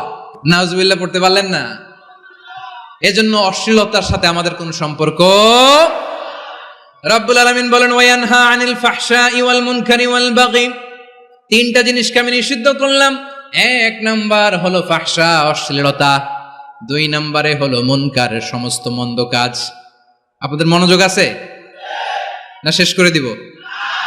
আর 2-1 মিনিট শুনবেন? আচ্ছা বলি তাহলে, আর 2-1 মিনিট। তাহলে নিষেধাজ্ঞা জারি করেছেন 3টা জিনিসের উপর। 1 নাম্বার কি? ফাহশা, অশ্লীলতা। 2 নাম্বার মুনকার। মুনকার মানে হচ্ছে যত মন্দ কাজ, খারাপ কাজ, বাজে কাজ, এটার বলে মুনকার। এটার কি বলে? আপনারা পড়ছেন না তা'মুরুনা বিল মা'রুফি ওয়া তানহাউনা আনিল মুনকার। ভালো কাজের আদেশ, সৎ কাজের আদেশ, অসৎ কাজের নিষেধ। মুনকার, মুনকার হচ্ছে মানুষের স্বাভাবিক বিবেকবোধ যেটাকে খারাপ বলে, ওইটাই মুনকার। পৃথিবীর সব আসমানি গ্রন্থ যেটাকে খারাপ বলেছে, মানুষের স্বাভাবিক বিবেকবোধ যেটাকে খারাপ বলেছে, এগুলো সব মুনকার। যেমন ইফটিজিং, এটা কি ভালো না খারাপ? মজুদদারি, খাদ্যে ভেজাল দেওয়া, ওজনে কম দেওয়া, মাছে ফরমালিন মিশানো, চাঁদাবাজি, টেন্ডারবাজি, দখলবাজি, এগুলো আমাদের স্বাভাবিক বিবেকেই বলে এগুলো খারাপ, এগুলো হচ্ছে মুনকার। আল্লাহ তাআলা এই মুনকার থেকে আমাদেরকে বেঁচে থাকতে বলেন, আর শয়তান এই মুনকারের প্রতি আমাদেরকে উদ্বুদ্ধ করে। আল্লাহ তাআলা বললেন ইয়া আইয়ুহাল্লাযীনা আমানু লা তাত্তাবিউ খুতুওয়াতিশ শাইতান ومن يتبع خطوات الشيطان فإنه يأمر بالفحشاء والمنكر। আল্লাহ বললেন, আমার গোলামেরা শোনো শোনো, ও আমার বিশ্বাসী বান্দারা খবরদার, তোমরা কশিনকালেও শয়তানের পদাঙ্ক অনুসরণ করবে না, কারণ শয়তান তোমাদেরকে অশ্লীলতা এবং মন্দ কাজের দিকে উদ্বুদ্ধ করে। আমাদের কাজ হচ্ছে শয়তান আমাদেরকে যেদিকে নিতে চায় আমরা তার উল্টা দিকে যাব, ঠিক কিনা বলে? শয়তান এই মন্দ কাজকে আমাদের কাছে বিউটিফাই করে চাকচিক্যময় করে আমাদের সামনে উপস্থাপন করে। এজন্য আল্লাহ বলেন মুনকারকে থামাতে হবে, মুনকার প্রতিরোধ করতে হবে। মুনকার প্রতিরোধের দায়িত্ব শুধু আমাদের নাকি? শুধু আপনার খতিব সাহেবের, ইমাম সাহেবের, নাকি মুসলিম উম্মার সবার? আওয়াজ করে বলুন, মুনকার অসৎ কাজ প্রতিরোধের দায়িত্ব কার?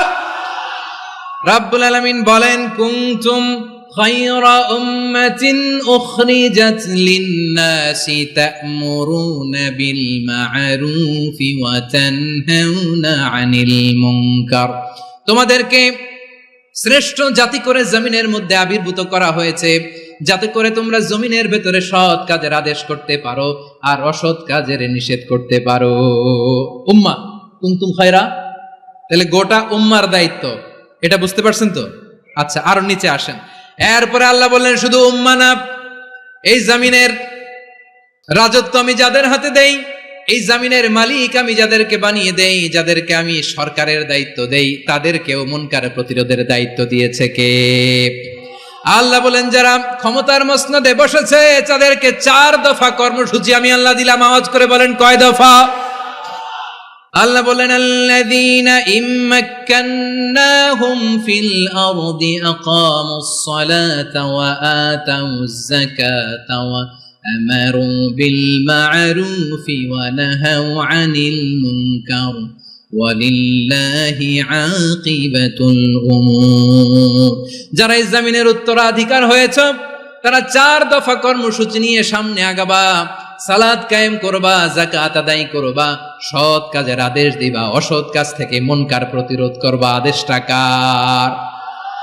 আমার প্রিয় চট্টলার ভাইয়েরা, পুরো উম্মার দায়িত্ব মুনকার প্রতিরোধ করা, সরকার প্রধানের দায়িত্ব মুনকার প্রতিরোধ করা। এরপর আল্লাহ বলেন, প্রতিটা ফ্যামিলির যিনি প্রধান সিইও বাবা, প্রত্যেক বাবারও দায়িত্ব এই মুনকার প্রতিরোধ করা। আওয়াজ করে বলেন ঠিক কিনা? যেমনটি সাইয়েদনা লুকমান আলাইহিস সালাম ওনার কলিজার টুকরা সন্তানকে আদেশ করেছেন, ইয়া বুনাইয়া আকিমিস সালাতা ওয়া'মুর বিল মা'রুফি ওয়ানহা আনিল মুনকার। পড়েন সুবহানাল্লাহ। বাবা ছেলেকে সবক দিচ্ছে। কে সবক দিচ্ছে? কাকে?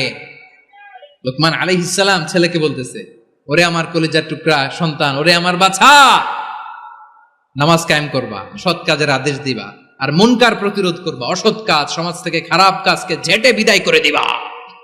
তাহলে দেখেন, আমি স্টেপ বাই স্টেপ নামলাম। পুরা উম্মার দায়িত্ব, জমিনের উত্তরাধিকারী আল্লাহ যাদেরকে বানিয়েছেন সরকার, তাদের দায়িত্ব, প্রতিটি ফ্যামিলির প্রধানের দায়িত্ব।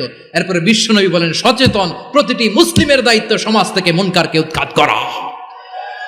বিশ্বনবী বলেছেন, মান রাআ মিনকুম মুনকারান ফালিয়ুগাইয়িরহু বিয়াদিহি ফাইন লাম ইয়াস্তাতি ফাবিলিসানিহি ওয়া ইন লাম ইয়াস্তাতি ফাবিকলবিহি ওয়া যালিকা আযআফুল ঈমান। সমাজে যে মুনকার দেখবে, খারাপ কাজ দেখবে, সে যেন হাত দিয়ে সেটাকে থামায়। কি দিয়ে? আপনাদের তো হাত নাই না? হাত আছে, হাত আছে। ওরা যেই হাত দিয়ে অন্যায় করে ওইটা প্রতিরোধের জন্য আমাদেরও হাত আছে না নাই?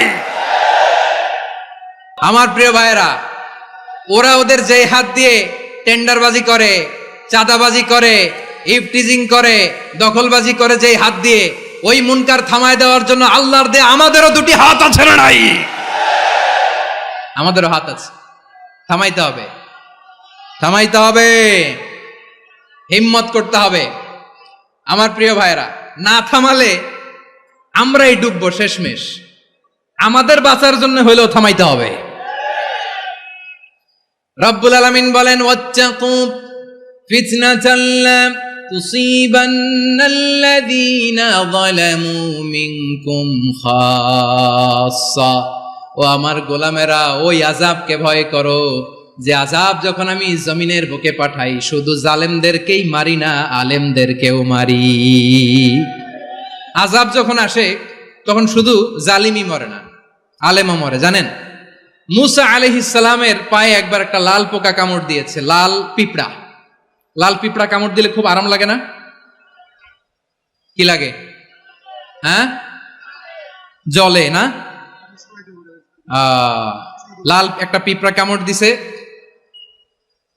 তো উনি রেগে মেগে পাশি দেখে লাল পিঁপড়ার বাসা, পা দিয়ে ডলে মুছে সবগুলো পিঁপড়া মেরে ফেলছে।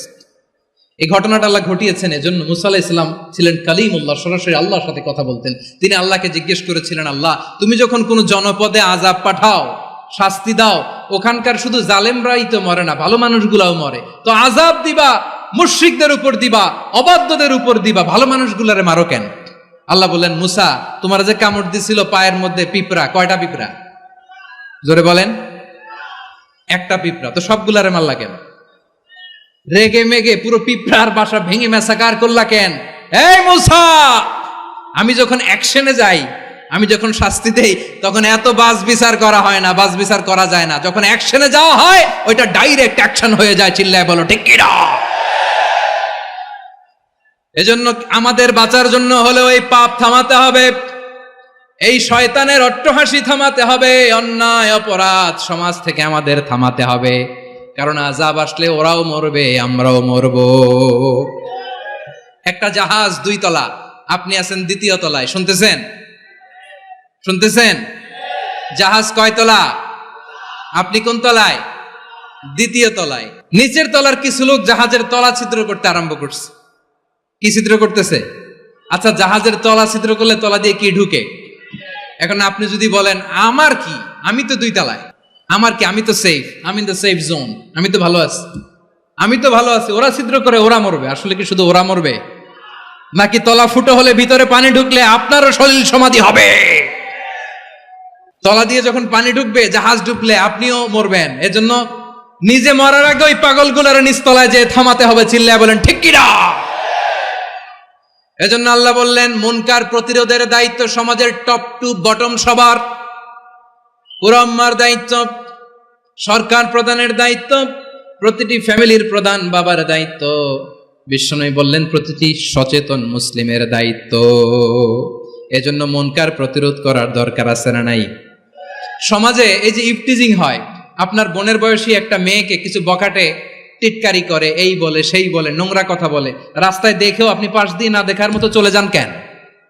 আপনি দাঁড়ান না কেন? আপনি দাঁড়ালেই তো থেমে যাবে, কারণ সত্যের যে শক্তি তার সামনে মিথ্যা মুখ থুবড়ে পড়ে। আপনার সামনে ও কিছুই না, নাথিং। আপনি দাঁড়ান, ওকে প্রশ্ন করেন যে আমার বোনকে তুমি ডিস্টার্ব করো কেন? আপনাকে দেখে আরো 5 জন দাঁড়াবে, 5 জনকে দেখে আরো 10 জন দাঁড়াবে। আমাদের নীরবতা আর আমাদের নিশ্চুপ থাকাই জালিমদেরকে আরো শক্তিশালী জালিম বানিয়েছে। এজন্য মুনকার প্রতিরোধের দায়িত্ব আমাদের সবার। টেন্ডারবাজি, চাঁদাবাজি, দুর্নীতি, অপরাধ, দখলদারিত্ব, মজুদদারি, এগুলো সব কিছু একসাথে প্রতিরোধ করতে হবে। ঠিক কিনা বলেন? একটা মানবিক সমাজ যদি চাই, প্রতিরোধ করতে হবে। প্রিয় ভাইয়েরা, আল্লাহর শপথ নিয়ে বলি, এই নাসিহাতগুলো সবার জন্য, সব দলের জন্য, সব মতের মানুষের জন্য। আমরা কোনো দলের প্রতি মানুষকে ডাকি না, আমরা ডাকি ইসলামের দিকে। সব দলের, সব মতের, সব মানুষদেরকে আমরা আহ্বান জানাই, আসুন আমরা একটা সুন্দর সমাজ বিনির্মাণ করি। এই যে নতুন বাংলাদেশের এক সুযোগ এসেছে, আর জীবনে হয়তো আসবে না, সামনের 100 বছর এই সময় আসবে না। আসুন দেশটাকে আমরা সাজাই, আসুন আমরা দুর্নীতি বন্ধ করি, আসুন আমরা চাঁদাবাজি বন্ধ করি, আসুন আমরা দখলদারিত্ব বন্ধ করি, আসুন আমরা এক দল আরেক দলকে নিশ্চিহ্ন করার যে রাজনীতি, এটা বন্ধ করি। সব দলের প্রতি আমার আহ্বান, যে কোনো দলে এই প্র্যাকটিসটা থাকার দরকার আছে না নাই? চাঁদাবাজদের সাথে আপনারা নিজেদেরকে মুক্ত ঘোষণা করবেন যে এরা আমার দলের কর্মী হতে পারে না। আমরা চাঁদাবাজ মুক্ত বাংলাদেশ চাই, জুলুম মুক্ত বাংলাদেশ চাই, ফ্যাসিজম মুক্ত বাংলাদেশ চাই, গুণ খুন খারাপি মুক্ত বাংলাদেশ চাই। আমরা নতুন ভোরের বাংলাদেশ চাই। ওই বাংলাদেশ পাওয়ার জন্য মুনকার প্রতিরোধে অন্যায় প্রতিরোধী যদি বাঘের বাচ্চার মতো আবু সাঈদের মতো দুই হাত উঁচু করে বুককে টান টান করে প্রসারিত করে দাঁড়াতে হয়, রাজি আছো মুসলমান? কারা কারা রাজি? আল্লাহকে হাত দেখিয়ে প্রতিজ্ঞা করো।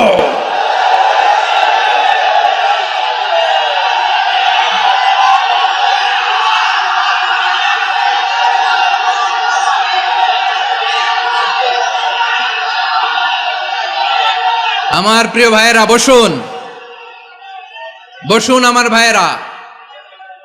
রাব্বুল আলামিন বলেন, ওয়ায়ানহা আনিল ফাহশাই ওয়াল মুনকারি ওয়াল বাগি ইয়াইদুকুম লাআল্লাকুম তাযাক্কারুন। আল্লাহ বললেন, আমি অশ্লীলতাকে নিষেধ করি, আমি সব ধরনের মন্দ কাজকে নিষিদ্ধ করি, সব শেষে আমি সীমা লঙ্ঘনকে তোমাদের জন্য নিষিদ্ধ করি।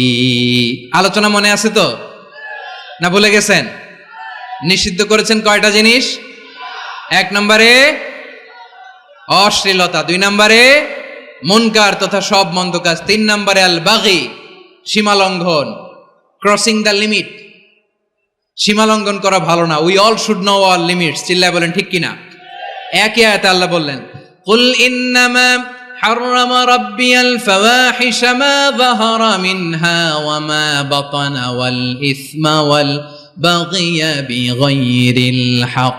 অন্যায় ভাবে যে অবাধ্য হয়, যে সীমা লঙ্ঘন করে, তাদেরকেও আমি এটা হারাম করে দিলাম। সীমা লঙ্ঘন করা হারাম, সীমা লঙ্ঘন করা হারাম। আল্লাহ বারবার বারবার আমাদেরকে ওয়ার্নিং দেয়। যখন আমরা থামি না তখন আল্লাহ ধরে, আর যখন ধরে তখন ছাড়ে না। ধরে ধরে ধরে না, ধরলে আল্লাহ। ফেরাউনকে কিন্তু হুট করে ধরে নাই, আপনারা জানেন 9 বার ওয়ার্নিং দিয়েছে। ফেরাউনকে আল্লাহ তাআলা ওয়ার্নিং দিয়েছিল কয়বার? বীর চট্টলার বীর সেনানীরা আওয়াজ করে বলেন, ফেরাউনকে ধরার আগে ওয়ার্নিং দেয়া হয়েছিল কয়টা? রাব্বুল আলামিন বলেন, ওয়ালাকাদ আতাইনা মূসা 9 আয়াতিন বাইয়িনাত। 9টা মুআজিজা দেখিয়েছি। 1 2 3 বারবার এইভাবে রিমাইন্ডার, ওইভাবে রিমাইন্ডার, এইভাবে নসিহাত, ওইভাবে দাওয়া। ফাকুলা লাহু কাওলান লাইয়িনা, নরম করে বলো, সফট করে বলো, যত ওয়ে হতে পারে দাওয়া মেথডোলজির মুসা আলাইহিস সালামের সব অ্যাপ্লাই শেষ। 10ম বারে যে আল্লাহ ধরছে, 10ম বারে যে ধরেছে। এজন্য আল্লাহ বলেন, আমি সীমা লঙ্ঘনকে পছন্দ করি না। কোরআনের অন্য আয়াতে বাগীকে বলা হয়েছে আল ইতিদা, সীমা লঙ্ঘন যারা করে তাদেরকে আল্লাহ বলেছেন মুতাদিন। وقاتلوا في سبيل الله الذين يقاتلونكم ولا تعتدوا إن الله لا يحب المعتدين। আমি সীমা লঙ্ঘনকারীদেরকে কোশ্চিন কালেও পছন্দ করি না। আমরা যেন সীমা লঙ্ঘন না করি, রাজি আছেন তো? যে কোনো ক্ষেত্রে ইবাদতে যেন সীমা লঙ্ঘন না করি। অনেকে আমরা ইবাদতে সীমা লঙ্ঘন করে ফেলি। বিশ্বনবী সাল্লাল্লাহু আলাইহি ওয়াসাল্লাম যেটা শিখিয়েছেন এর বাইরে যে অতিরিক্ত বুজুর্গ হতে চায়, এরকম আছে না নাই? করা যাবে না, কোনো ক্ষেত্রেই সীমা লঙ্ঘন করা যাবে, এমনকি যুদ্ধ ক্ষেত্রেও না। বিশ্বনবী সাল্লাল্লাহু আলাইহি ওয়াসাল্লাম বলেন, খবরদার যুদ্ধ ক্ষেত্রেও সীমা লঙ্ঘন করো না। কি সুন্দর ইসলাম আমরা পেয়েছি। বিশ্বনবী বলেন, খবরদার যুদ্ধের ময়দানে কোনো নারীর গায়ে হাত তোলো না, কোনো শিশুর গায়ে হাত তোলো না, কোনো গবাদি পশু হত্যা করো না, কোনো শস্য ক্ষেত্র ধ্বংস করো না, ইবাদতরত অন্য ধর্মের কোনো সন্ন্যাসীর গায়ে হাত তুলো না। বলেন সুবহানাল্লাহ। তাহলে আমরা সীমা লঙ্ঘন করতে পারবো? প্রিয় ভাইরা, একটা সুখী, সমৃদ্ধ, শান্তির সমাজ, মানবিক সমাজ যদি আমরা গঠন করতে চাই, আমাদের আল্লাহর দেয়া কয়টা আদেশ মানতে হবে বলেন দেখি? সবাই বলেন কয়টা? আর বেঁচে থাকতে হবে কয়টা জিনিস থেকে? আওয়াজ করে বলেন কয়টা? আচ্ছা, আদেশ নাম্বার 1 কি ছিল বলেন? আল্লাহর আদেশ কি? 1 নাম্বার আদাল, ন্যায়পরায়ণতা। আমরা সুবিচার, সুশাসন, ন্যায় বিচার চাই কি চাই না? 2 নম্বরে কি ছিল? মাশাআল্লাহ, আওয়াজ করে বলেন 2 নম্বরে কি ছিল? ইহসান। আমরা যেন সবার প্রতি দয়া পরবশ হই, ইহসান করি। 3 নম্বরে কি ছিল? নিকটাত্মীয়দের দান করা, তাদের অধিকার প্রাপ্য বুঝিয়ে দেওয়া। পাশাপাশি 3টা জিনিস থেকে আল্লাহ বারণ করেছেন, নিষেধ করেছেন। তার প্রথমটা ফাহশা, অশ্লীলতা। অশ্লীলতার সাথে আমাদের কোনো সম্পর্ক। আজকের এই ঐতিহাসিক চট্টগ্রামের প্যারেড ময়দান থেকে আমরা যত ধরনের মা যাহারা মিনহা মা বাতান প্রকাশ্য অপ্রকাশ্য, দৃশ্যমান অদৃশ্যমান সব অশ্লীলতা থেকে নিজেদেরকে মুক্ত ঘোষণা করলাম। অশ্লীলতাকে আমরা না বলে দিলাম। আওয়াজ করে সবাই বলুন নো। অশ্লীলতার সাথে আমাদের কোনো সম্পর্ক। 2 নাম্বার নিষেধাজ্ঞা কি ছিল? আল মুনকার, সমাজের যত মন্দ কাজ এগুলোকে আমরা প্রতিরোধ করব। রাজি আছেন তো সবাই? 3 নম্বরে আল বাগি, সীমালঙ্ঘন। কোন মুসলিম সীমালঙ্ঘন করে না, এমনকি যুদ্ধক্ষেত্রেও না। আওয়াজ করে বলেন ঠিক কিনা? রাব্বুল আলামিন শেষে বললেন ইয়াইদুকুম লাআল্লাকুম তাযাক্কারুন, আল্লাহ তোমাদেরকে উপদেশ দেন যাতে তোমরা শিক্ষা গ্রহণ করো। আমরা উপদেশ দিব, আমরা জোর করে কাউরে কিছু মানাতে চাই না। লা ইকরাহা ফিদ্দিন ওয়া যাক্কির ফাইন্না যিকরা তানফাউল মুমিনিন। উপদেশ দিলে এটা মুমিনদের কাজে দেয়। লাস্তা আলাইহিম বিমুসাইতির ইন্নামা আনতা মুযাক্কির। নবী হে, আপনি রিমাইন্ডার দাতা, আপনি উপদেশ দিবেন। আমরাও বিশ্বনবীর এই হাদিসগুলো থেকে, কোরআনের আয়াত থেকে রিমাইন্ডার, এই কথামালা বাণীবাহক হিসেবে এই বাণীগুলো আপনাদের সাথে কাছে পৌঁছে দিলাম। আমরা আল্লাহ তাআলার কাছে প্রার্থনা করি, আল্লাহ আমরা যেন আদল দিয়ে আমাদের সমাজকে গঠন করতে পারি। আল্লাহ আমরা যেন ইহসান করতে পারি, আমরা যেন নিকটাত্মীয়দের দান করতে পারি। আল্লাহ যত ধরনের অশ্লীলতা, অনাচার, মন্দ কাজ, সীমালঙ্ঘন, অবাধ্যতা থেকে যেন আমরা বেঁচে থাকতে পারি। আল্লাহ তাআলা আমাদের সবাইকে কথাগুলো বোঝার ও আমল করার তৌফিক দান করুক। হাযা মা ইনদি ওয়াল ইলমু ইনদাল্লাহ আলাইহি তাওয়াক্কালতু ওয়া ইলাইহি উনীব।